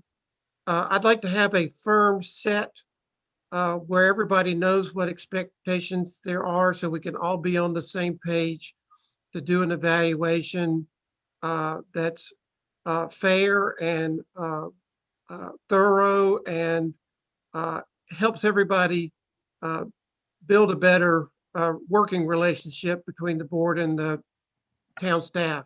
Mayor, excuse me, Commissioner, if I could interrupt for a second. I'm with you, and you know, I've had that same conversation, and I think that's a worthwhile thing to do, because I'd also like to have clarity on expectations and so forth. But I'm hoping that we can spend the retreat day working on things that are a little bit more timely, things that are a little bit more urgent. You know, my evaluation is not even until July, and so I feel like there's a little more time for us to tackle that after we get through the budget. Okay. Wilson, oh, I'm sorry. Are you finished, Michael? Okay. I would like for us to primarily focus at the retreat, or to put a large focus on police and fire departments. I feel like a couple of years ago, when we got the report for the $8 to $9 million facility, that we just sort of threw our hands up. And at this point, we almost need to go back to the drawing board. And I'd like to see us look at what we need and where to locate whatever it is we decide we need, and how to fund it. Those three things are really critical. And I think the plans that we had before became irrelevant when we could not afford what we had hoped for. And so that would be my primary focus. And I would like to see us, secondly, look at parks. I personally would like to see us every year invest in a capital expenditure for our parks. And I believe that is clearly economic development. It always comes through on as studies as a part of effective economic development. And number three, I would like for us to look at whether we might develop a plan for downtown appearances, sidewalk improvements. We were getting ready to do that when we reached that point of having to stop most projects because of our finances. And to have a plan, to know how to proceed when we're financially able, to me, is critical. So that's all I have. Thank you. This is Andrew. I agree with what Debbie was saying about the police and fire. I've been thinking a lot about the police station lately and stuff, and I think that'd be a good conversation to have. And just kind of like she said, that was maybe her main point of focus. Mine would be on the parks. I think that the park situation in North Wilkesboro is probably our weakest thing right now. We need to create a town that's going to attract people to move here. And I think that if I could choose one thing to improve, it would be our parks. And also, to address what Michael said, I've shared it with Wilson. Maybe I've shared it with Debbie, maybe the others, but I don't think so. But I actually came up with a process. I'm not saying the process we should use, but a process and of how to do a town manager evaluation. And I had sent it to Wilson and talked to him about putting it on maybe next month's work session or something so I could share it with everybody. And it's one of those things that you could see it and everybody could critique it and maybe come up with a process. But I agree with Michael, we have to do something. So I'll get your my line in the Ryan. Okay. In my right. Thank you. So if I can go back to a couple of comments that I heard from you all, it sounds like whether it's a fire station or a park or sidewalks that you all are interested in exploring capital projects again. And with today's audit news, it sounds like we might be able to do that.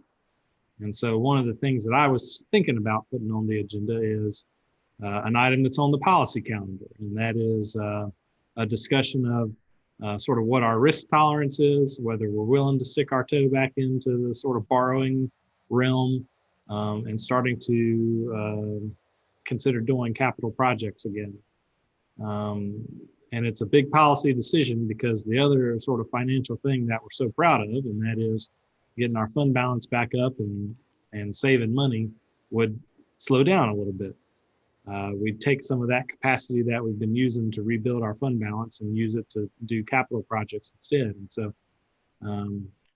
I think that that's sort of the common theme that sort of winds through each of you all's preferences, and that is they're capital related. And so we need to have a discussion of whether we're wanting to get back in that arena. Wilson, one thing I had a question about that we haven't talked about in a while, I haven't heard mentioned, but I imagine the necessity hasn't changed, is the water intake situation. Is that something that we need to address this coming year, or can we put it off? Or? Well, when we raised the rates last year, it was so that we'd have enough money to pay for that project. And so I think I had a commissioner request earlier this week that we have an update on all our projects that are going on, and I do have that on the agenda for the next meeting on Tuesday. So I'll update you on the progress of those, but I'll just say on this one here that you know, like I say, those projects are like a football drive. They take forever and ever, and you got to march 100 yards down the field. And we're probably on about the 50-yard line with that one. So we've made some progress, but we've got a lot of progress to go.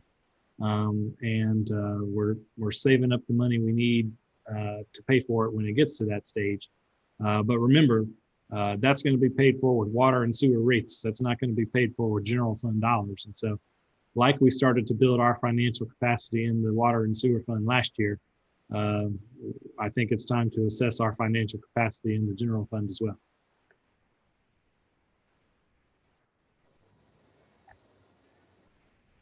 Do we need a facilitator this time, Wilson? Do you feel like we need someone to facilitate this meeting and keep us moving forward, or what's your thought?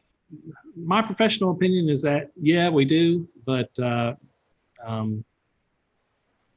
you know, because there's just a lot of things about logistics and note taking and, you know, making sure that people sort of stay focused and so forth that, you know, a person who has more experience in this field could bring that I couldn't.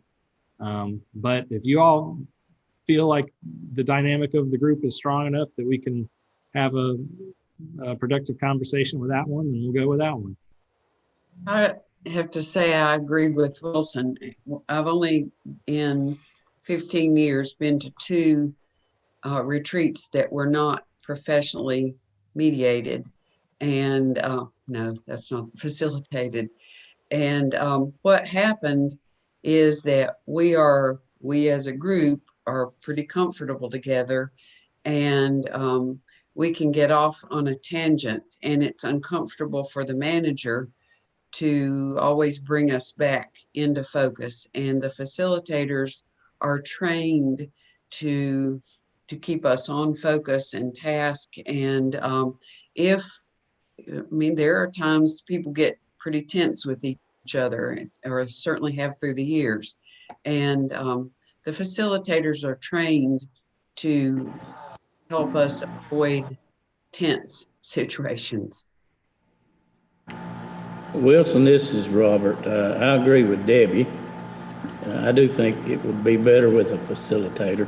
So that's just my feelings, but whatever the board as a whole wants to do, we'll do it. So thank you very much. So I've got a couple folks in mind, not the same folks we used last year. If you all sort of trust me to find someone, I'll start calling around and checking their availability. You know, we're only 5 weeks away, so some folks their calendars might be booked up, but I'll start doing that right away. And I have to say that the people I have in mind are sort of younger and more vibrant. And so I think they'll bring a little bit more energy and, you know, some fresh thinking on how to conduct these retreats than our last facilitators did. Works for me. Okay. This is good feedback. I appreciate this. I'll be able to take this and put it into a proposed agenda. One of the things I said on this agenda was that I would bring back the proposed agenda at our February work session, but I actually think that's a little too close. And so I'll probably circulate this mid-month and just sort of ask everyone to, you know, give a head nod to the agenda or to give the feedback on the agenda, you know, electronically. That way we can have it finalized and in hand in plenty of time before the actual retreat.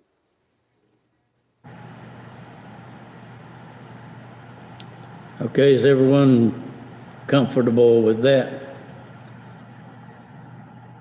Are you good for that, Wilson, to go to our next item? Yes, sir. Okay, take it away. All right, well, before we move on to this one, I got to bring Robbie in. So let me find him on the list here and bring him into the room so that he can participate in this conversation. All right, so just as a reminder, this is our second go round on this matter. A few months ago, staff brought to you a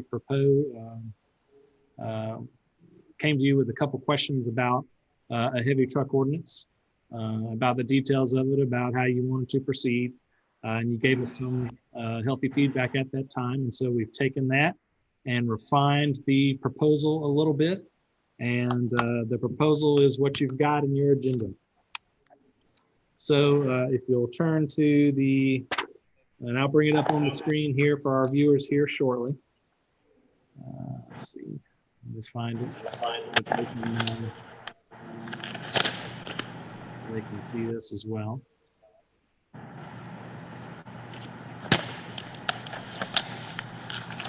I'm going to be right back, guys. I got to let the dog back in. Okay. All righty. So for our viewers, what I've provided to the Board of Commissioners is a briefing sheet that sort of talks about the issue at hand, some of the options, and finally my recommendations based on sort of what's possible and what their feedback was from the last session. And so I'm going to turn to the proposal here, which is numbers 1 through 5 there. Unfortunately, not all our vision and not all the things that we want to do are possible, whether it's because we don't control the road in question or we don't have the legal authority to do that. So what I'm proposing here is, depending on who's looking at it, a scaled down proposal, but one that I think we can put into effect. And it consists of agreeing to North Carolina DOT's offer to let us erect a sign on 2nd Street near Finley. And I'm going to go back to the front page.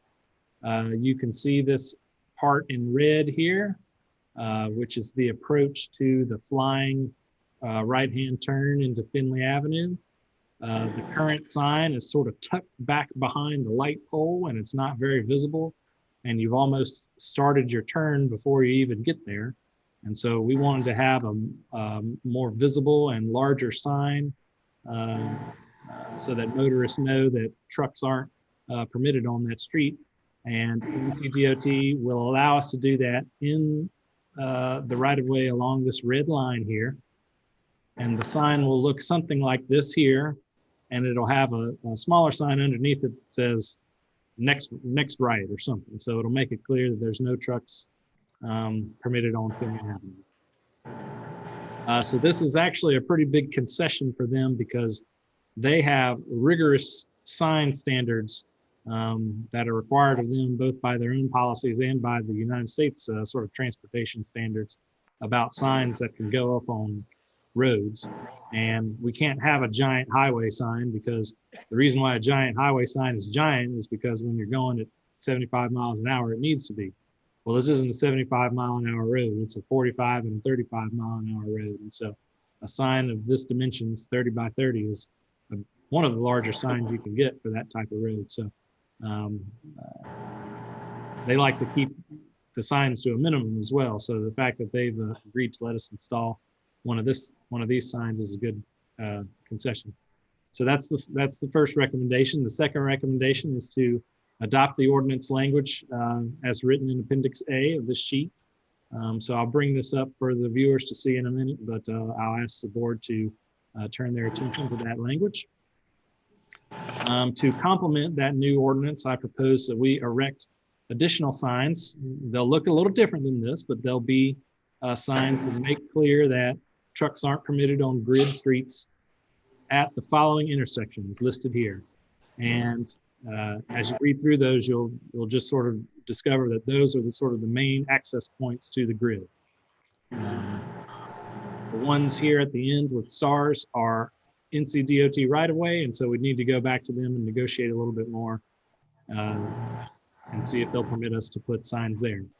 But the first half dozen or so are town streets that we control, and so that we can put signs there tomorrow if we want. Last step number 4 is to recruit partners at NCDOT, Police Department, Sheriff's Office, Chamber of Commerce, Wilkes EDC, any partner that has sort of reach into the business community to share with their constituents that trucks aren't permitted on our streets anymore. And so hopefully the message will reach the manufacturers and other trucking concerns and so forth that drive through our streets that that's not permitted anymore. And then finally, we talked about this a little last time, and this is harder than it seems, but we'll do our best to accomplish it. And that is to reach out to the digital mapping services and let them know that we'd like for them to change their maps so as not to send trucks through our neighborhood streets. All right, so that's the proposal. Let's move down to the actual language of the appendix here. The language of the ordinance here in the appendix. So this would be a whole new article in Chapter 11 of our town code. And I won't read it all here, but I'll just point out the salient details. It would apply to trucks that weigh in excess of 19,501 pounds. I think that was class 6. So class 6 and above would not be permitted to come into the town streets. There would be an exception, of course, for trucks that are coming in to do business. So if you're a moving van and you're moving someone into a new house, of course, you're going to be permitted to drive your truck on the street there. This is focused solely on through trucks. It also exempts government vehicles on duty. So this won't prohibit fire trucks and ambulances and other heavy government trucks from using the grid. And it calls for town staff to clearly mark the prohibited streets. And in fact, one of the things I was reading about this earlier said that the ordinance is unenforceable until the signs go up. So even if we make it effective on a certain date, we can't really enforce it until the signs are posted. And then finally, the penalty will be a $50 fine. But if you'll remember from our discussion last time, that actually turns out to be $300 for the cited driver because they have to pay court costs and other things. All right, so that's my summary and my proposal. The action that we need tonight is if you wish to proceed to call for a public hearing February 25th and 26th. Since this is an update to our town code, it does require a public hearing. Okay. Wilson, All right. Andrew, can you hear me? As I was listening to the streets you were thinking about putting the signs, do you think that you should consider putting one? And I don't even know if you could put one, but what about when you're coming off like Suncrest Orchard Road and is it Hackett Street that you pull off there that people come up to? Do you know what I'm talking about? The intersection across from EMCD? No, like way before you get to that. No, he's talking about the intersection where Finley and I think it's Cole Street. Yeah, that's Hackett's Road. Yeah, I'm thinking all the way down at like Suncrest though. If there were trucks coming that way, it would force them to go all the way up to 18 and go down Second. Does that make sense? Well, we'd have to negotiate that because those aren't roads that we control. Okay.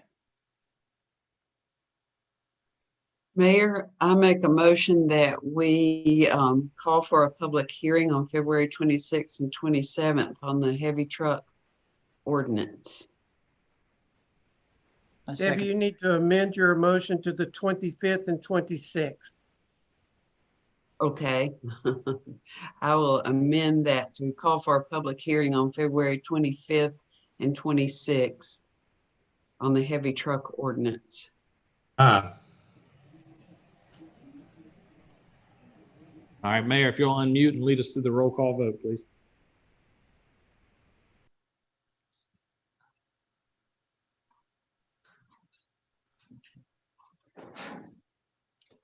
Okay. I think I'm off. All right, can you hear me? We can. Okay. Debbie made the motion. So I won't have to mention her. And who made the second, please? Bert. I did. Okay. Okay, thank you, sir. All right. Angela, Hi. Michael, Yes. Andrew. Yes. Okay, that gets the vote. So that being said, motion carries and Wilson, proceed with what you need to do, sir. All right, just an update. I just got a message from Dale saying Hackett Street is a town street. So yeah, we could. Yeah, Hackett, yeah, it is. Sign would work there as well. All right, so are we moving on, Mayor? Yes. Okay, so next on the agenda is the Highway 268 annexation request. And this is our second time talking about this one as well, and we may need a third, and I'll tell you why.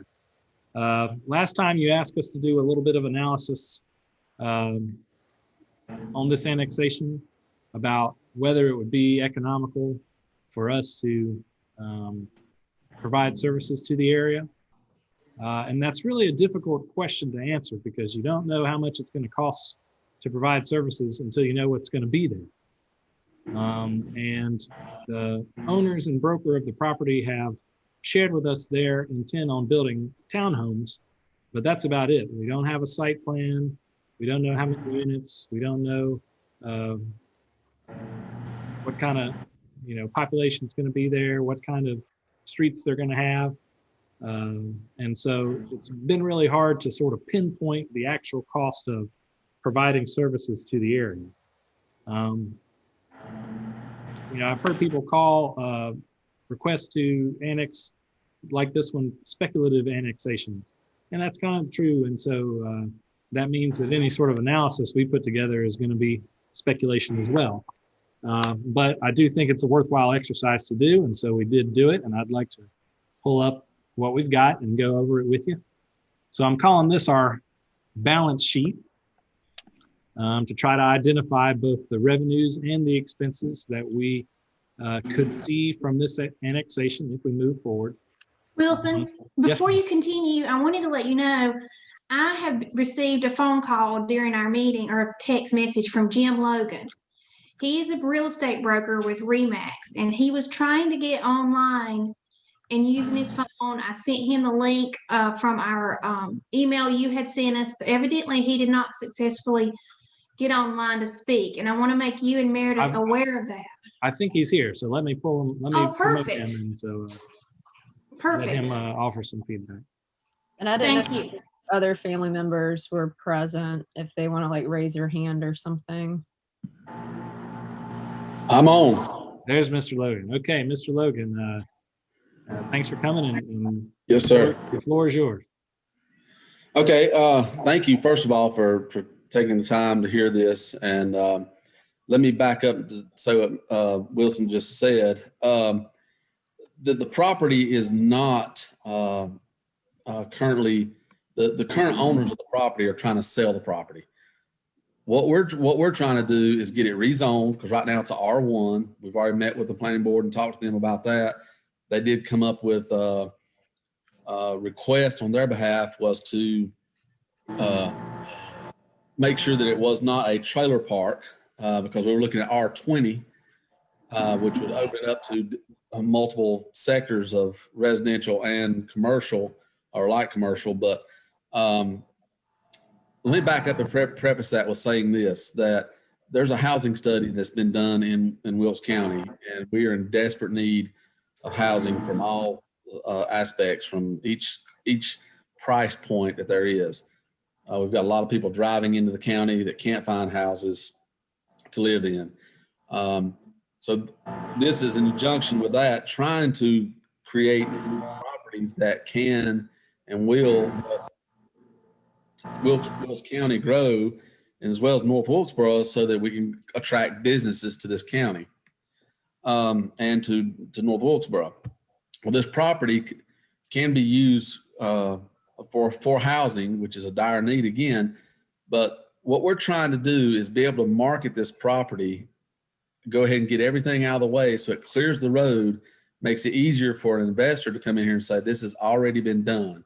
They don't have to jump through the hoops or go through the process of what we're trying to do now, which takes months to do in order to purchase the property. They want to come in and go ahead and make an offer and purchase the property. The idea was to be reason we chose R20 was so that you could put townhomes on the property, being smaller lot sizes, to be able to get maximize that property as much as possible to generate with 30 some acres, to be able to generate enough housing as well as a revenue base for the town of North Wilkesboro. We already know that there is a sewer already out there. And in fact, the owners of this property right across the road, which you can see on your screen, it's red, there's a house there, that's already been annexed in, and that was with the same owners on this side of the road. So we're just trying to accommodate and get that as well on this property here. So I'm here to answer any questions that you may have. And again, this is more about marketing the property rather than that the current owners are going to invest the money to put townhomes or any kind of residential properties on there.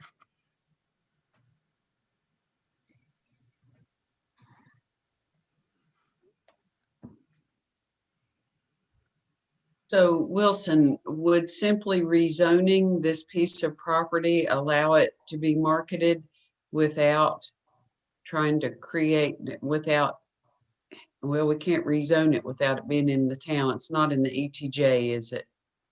Ma'am. Okay. And excuse me 1 second, I forgot to add this point. We are getting a deed restricted covenants on the property to not allow for a mobile home park.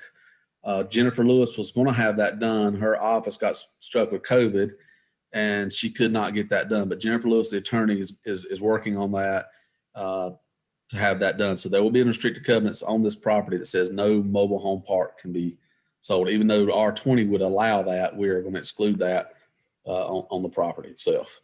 And the current owners have agreed to that. Do you see a way that we could have a provisional annexation, something that could assure is there a way that we could assure an investor that I just don't know, even my own questions are confounding me. I don't see a way that we can do this with no more information than we have. How can we annex something we don't know anything about? Well, so I'll ask Danny to weigh in on that. I think that we'd have to research that question a little more before we can give a good answer tonight about a provisional annexation. Danny, do you have thoughts on that? I have some hesitation, but I'd like to do some research and be able to give a correct answer. I would say the only other thing I could add is you've already done the survey, you've done the application. So unless we change annexation laws, we have all the information to like move this item forward relatively quickly. From a meeting standpoint. Wilson, can you hear me or no? Yes, sir. I've got a question. Is this on, when you turn right on Liberty Grove Church Road, is it on the left-hand side of the Liberty Grove Church Road, or? No, no, sir. It's on the right, sort of behind the church. Okay. All right. I'm with you. Thank you. I'll go back to mute. I've got real mixed feelings about this. I've driven down there 3 or 4 times over the past few months. I even drove down there today. I drove down there last week. And I do think it's worth noting that I think down 268 is probably the best place for growth for our town. But this property is pretty far down there. I totally would be in favor of doing a provisional annexation if they would allow that. And I'm kind of on the fence about doing an outright annexation, and there's not many things that I don't have a yes or no answer on, but this is one of those things that I'd kind of be looking to the rest of the board for reasoning, because I just don't, my gut instinct is probably not to do it. But then I also think about, what could it, what's the worst thing that could happen? There's a little risk that you take with it.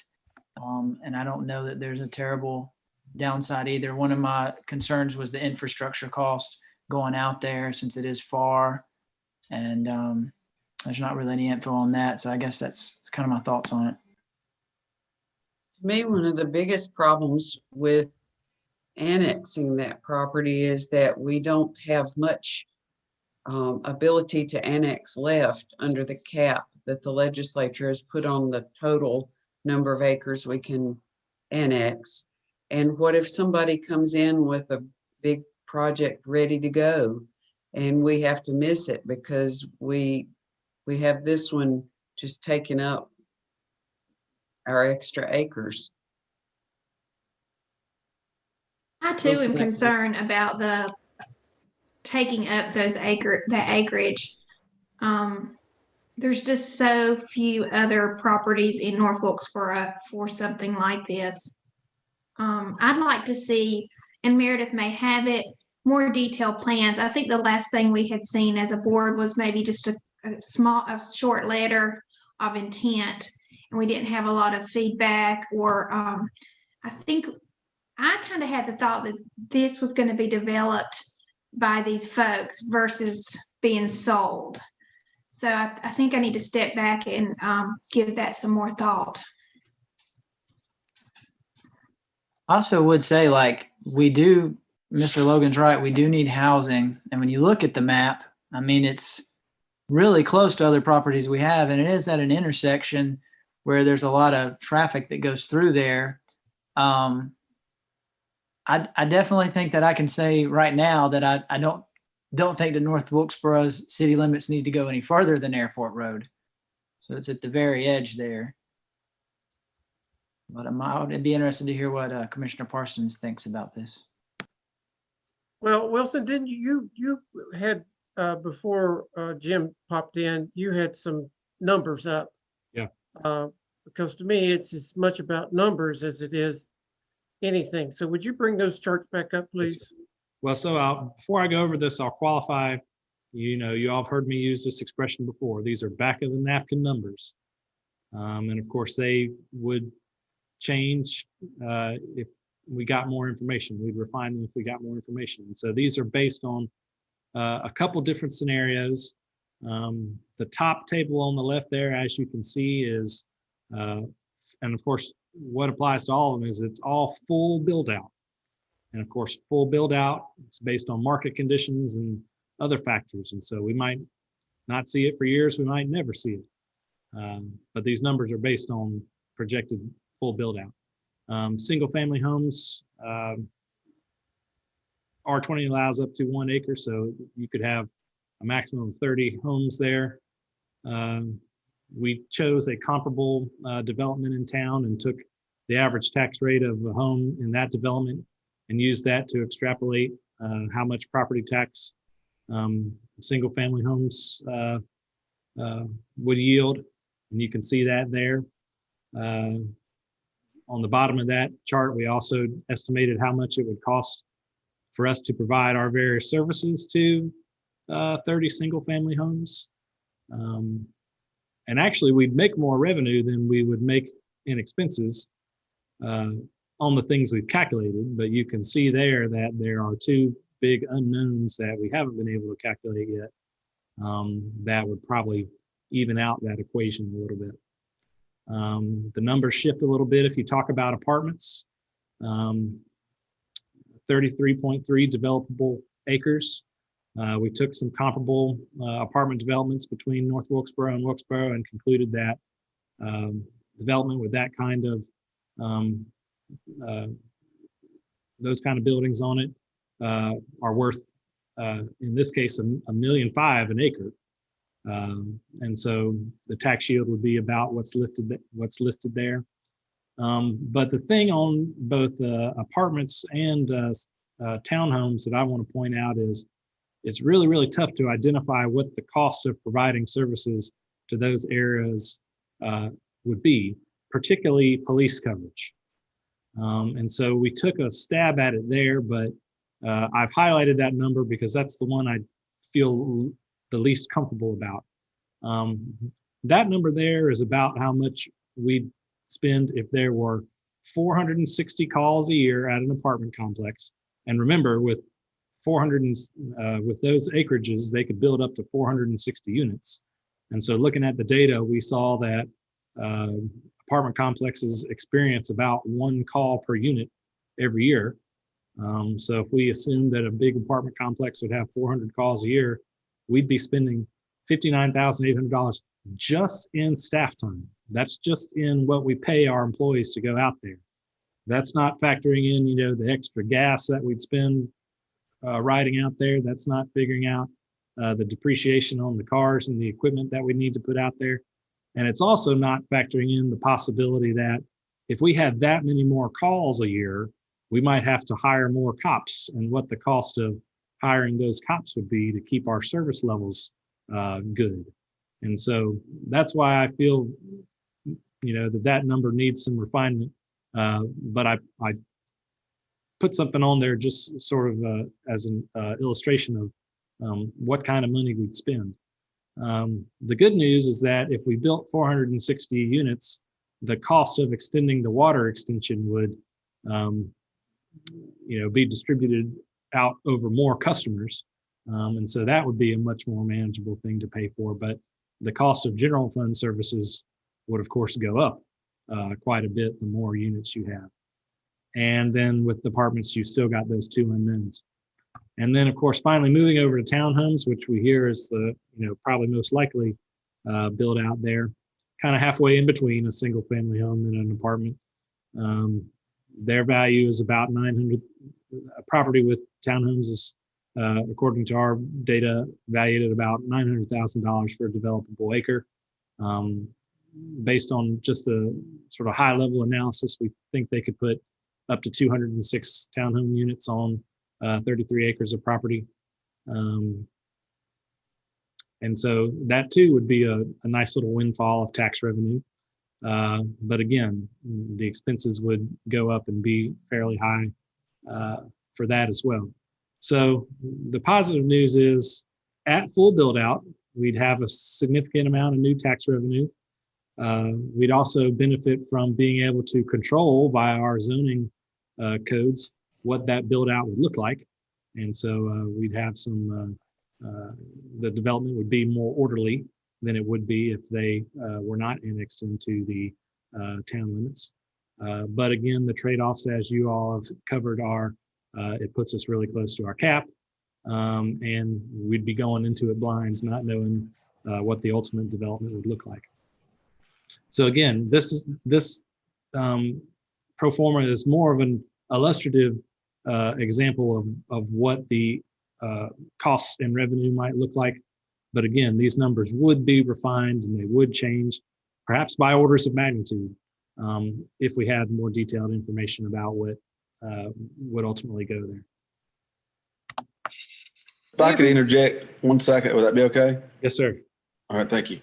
I appreciate everybody's comments, and then I want to be able to state this, and this is kind of when I'm working with the Commercial Alliance and trying to work with economic development, we're kind of in a situation in Wilkes right now with the chicken before the egg syndrome. What do you build first?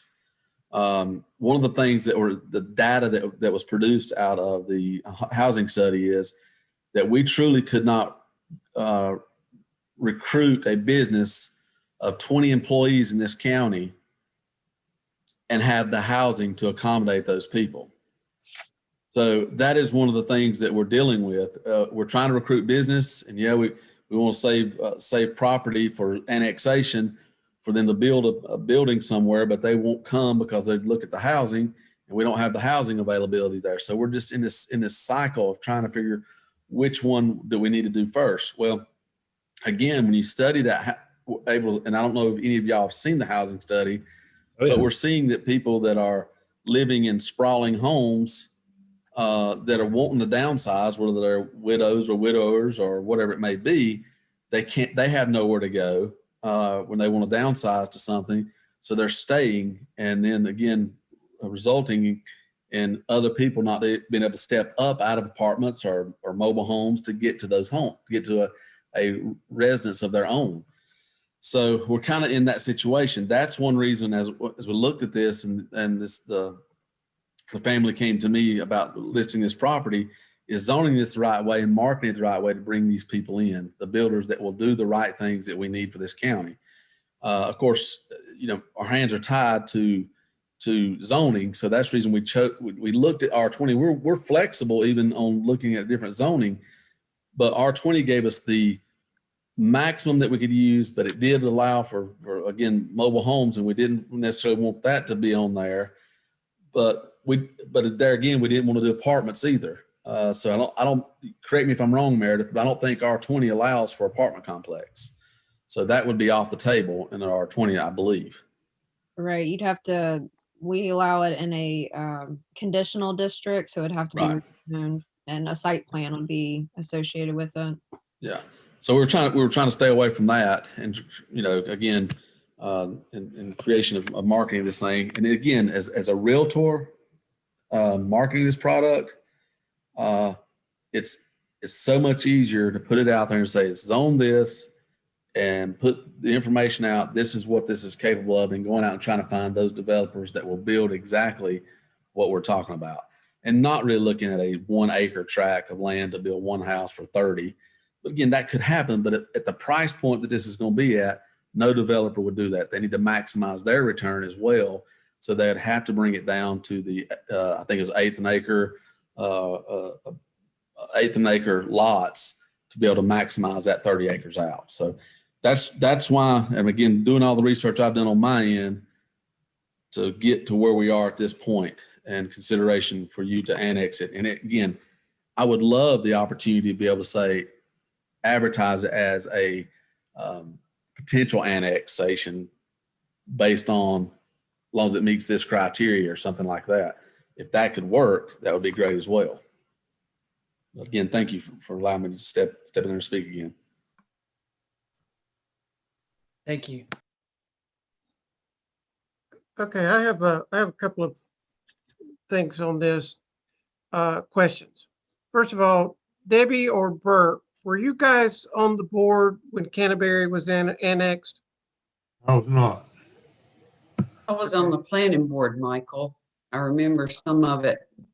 All right, correct me if I'm wrong. Did not Canterbury already have kind of a plan of action or a site development plan when they requested annexation?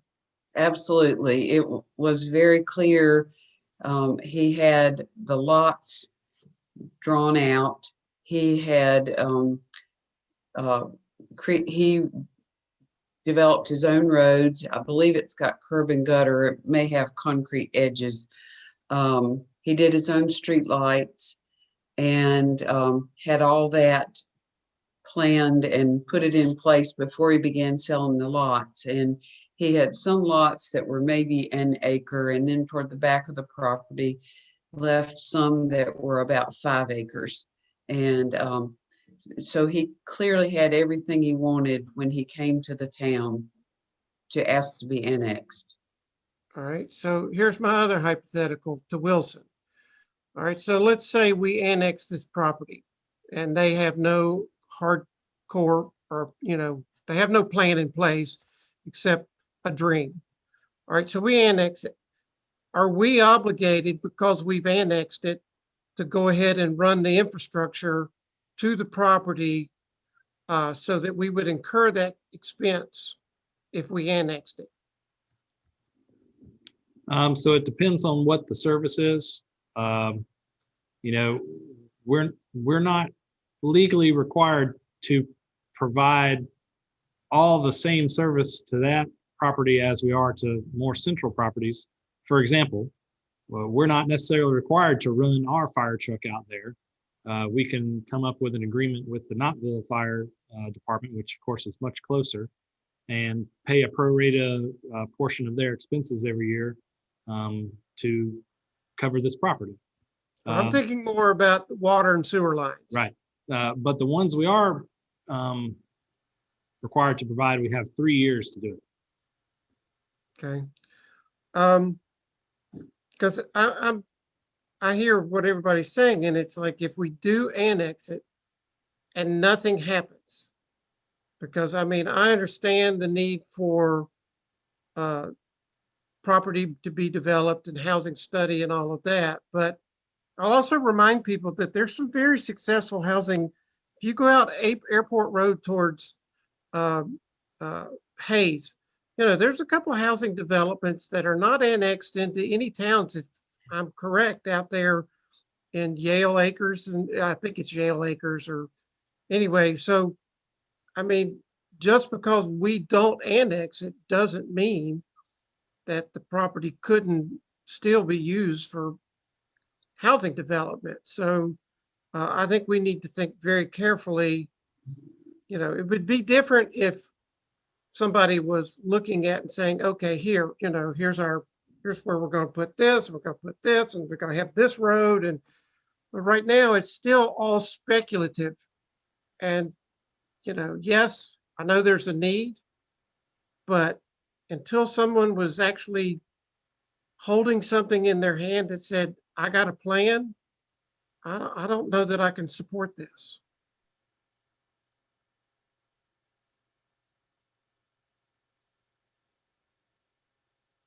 So I think I've heard some support for the notion of provisional annexation, even though we think that that's not permitted, but Danny and I can look into it. But if there's a majority of the board that would like for us to look into that before a decision's made on this, we can. And if so, what are the provisions? What provision would you want to put on the annexation if we went that direction? No mobile home park would be one. Okay. I would like to know what is going to be there. And I know it's hard to have a plan when you don't have owners. So I don't know exactly how that is going to be done, but we have to make sure we can afford. This is for the citizens of North Wilkesboro. Can we actually afford to annex that property for what we will get back? Because there are neighborhoods we can't afford to annex. So I would like to see a plan before even a provisional. Well, it just depends on what the provisions are, Wilson.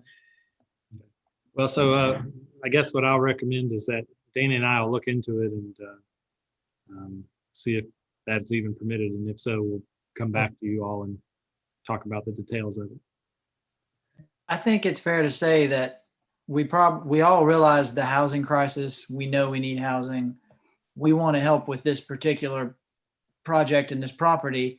And if there was a plan, I believe it sounds like we would all do it. But without a plan, I mean, it just makes it hard. And there's risk involved. I don't know how much the downside would be as if we would do it. But like I said, my initial kind of reaction is not to do it. With the provisional thing, I would be totally okay with something like that, depending on what that means. But I mean, it just seems like a little too much risk to do it and not have a plan.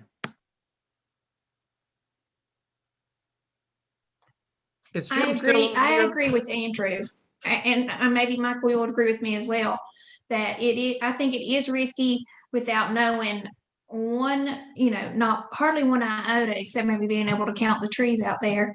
I think we need more specific information and more thought into being able to show us what actually would be there in a more detailed drawing, maybe, an overhead. And I'm sorry, Michael. Is Jim still here? Yes, I'm here. So Jim, if this board could agree on a provisional, would that be a tool that you could use to then, if we could then get a buyer who had a plan that maybe we could move forward then? I mean, would that work for you? Is that something you could entertain? Absolutely. And I'll tell you why that would help. And because again, a investor has to look at their cost if they're looking at septic or sewer. Huge difference for them. And property then, how many homes can you put with a septic tank out there? You can't do as much. So yes, a provisional would help. That way it doesn't say that you're going to do it. But if I can say to them that we've at least took these steps and got to this point, and the town is open to that discussion, then yes, I can deal with that.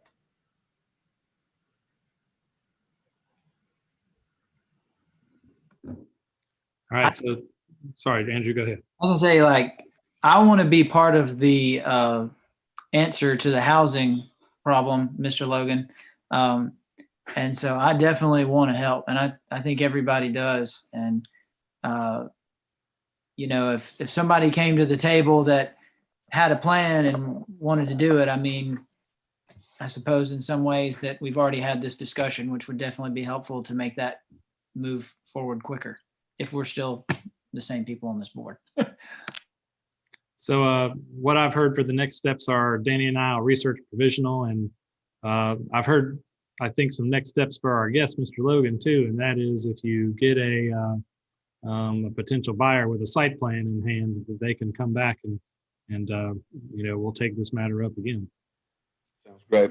Well, again, thank you all for your time. I appreciate your hearing us out and consideration in this matter. So again, hopefully we can put something together that will be something that you can easily approve. But again, I would love to know what the response is whenever you get that back when you do your research. Don't know that I'll be on the next Zoom meeting, but if Meredith or someone could tell me what y'all came up with, that'd be great. Yes, sir. Thank you, Jim. Thank you for waiting on us. Thank you. Thanks, Jim.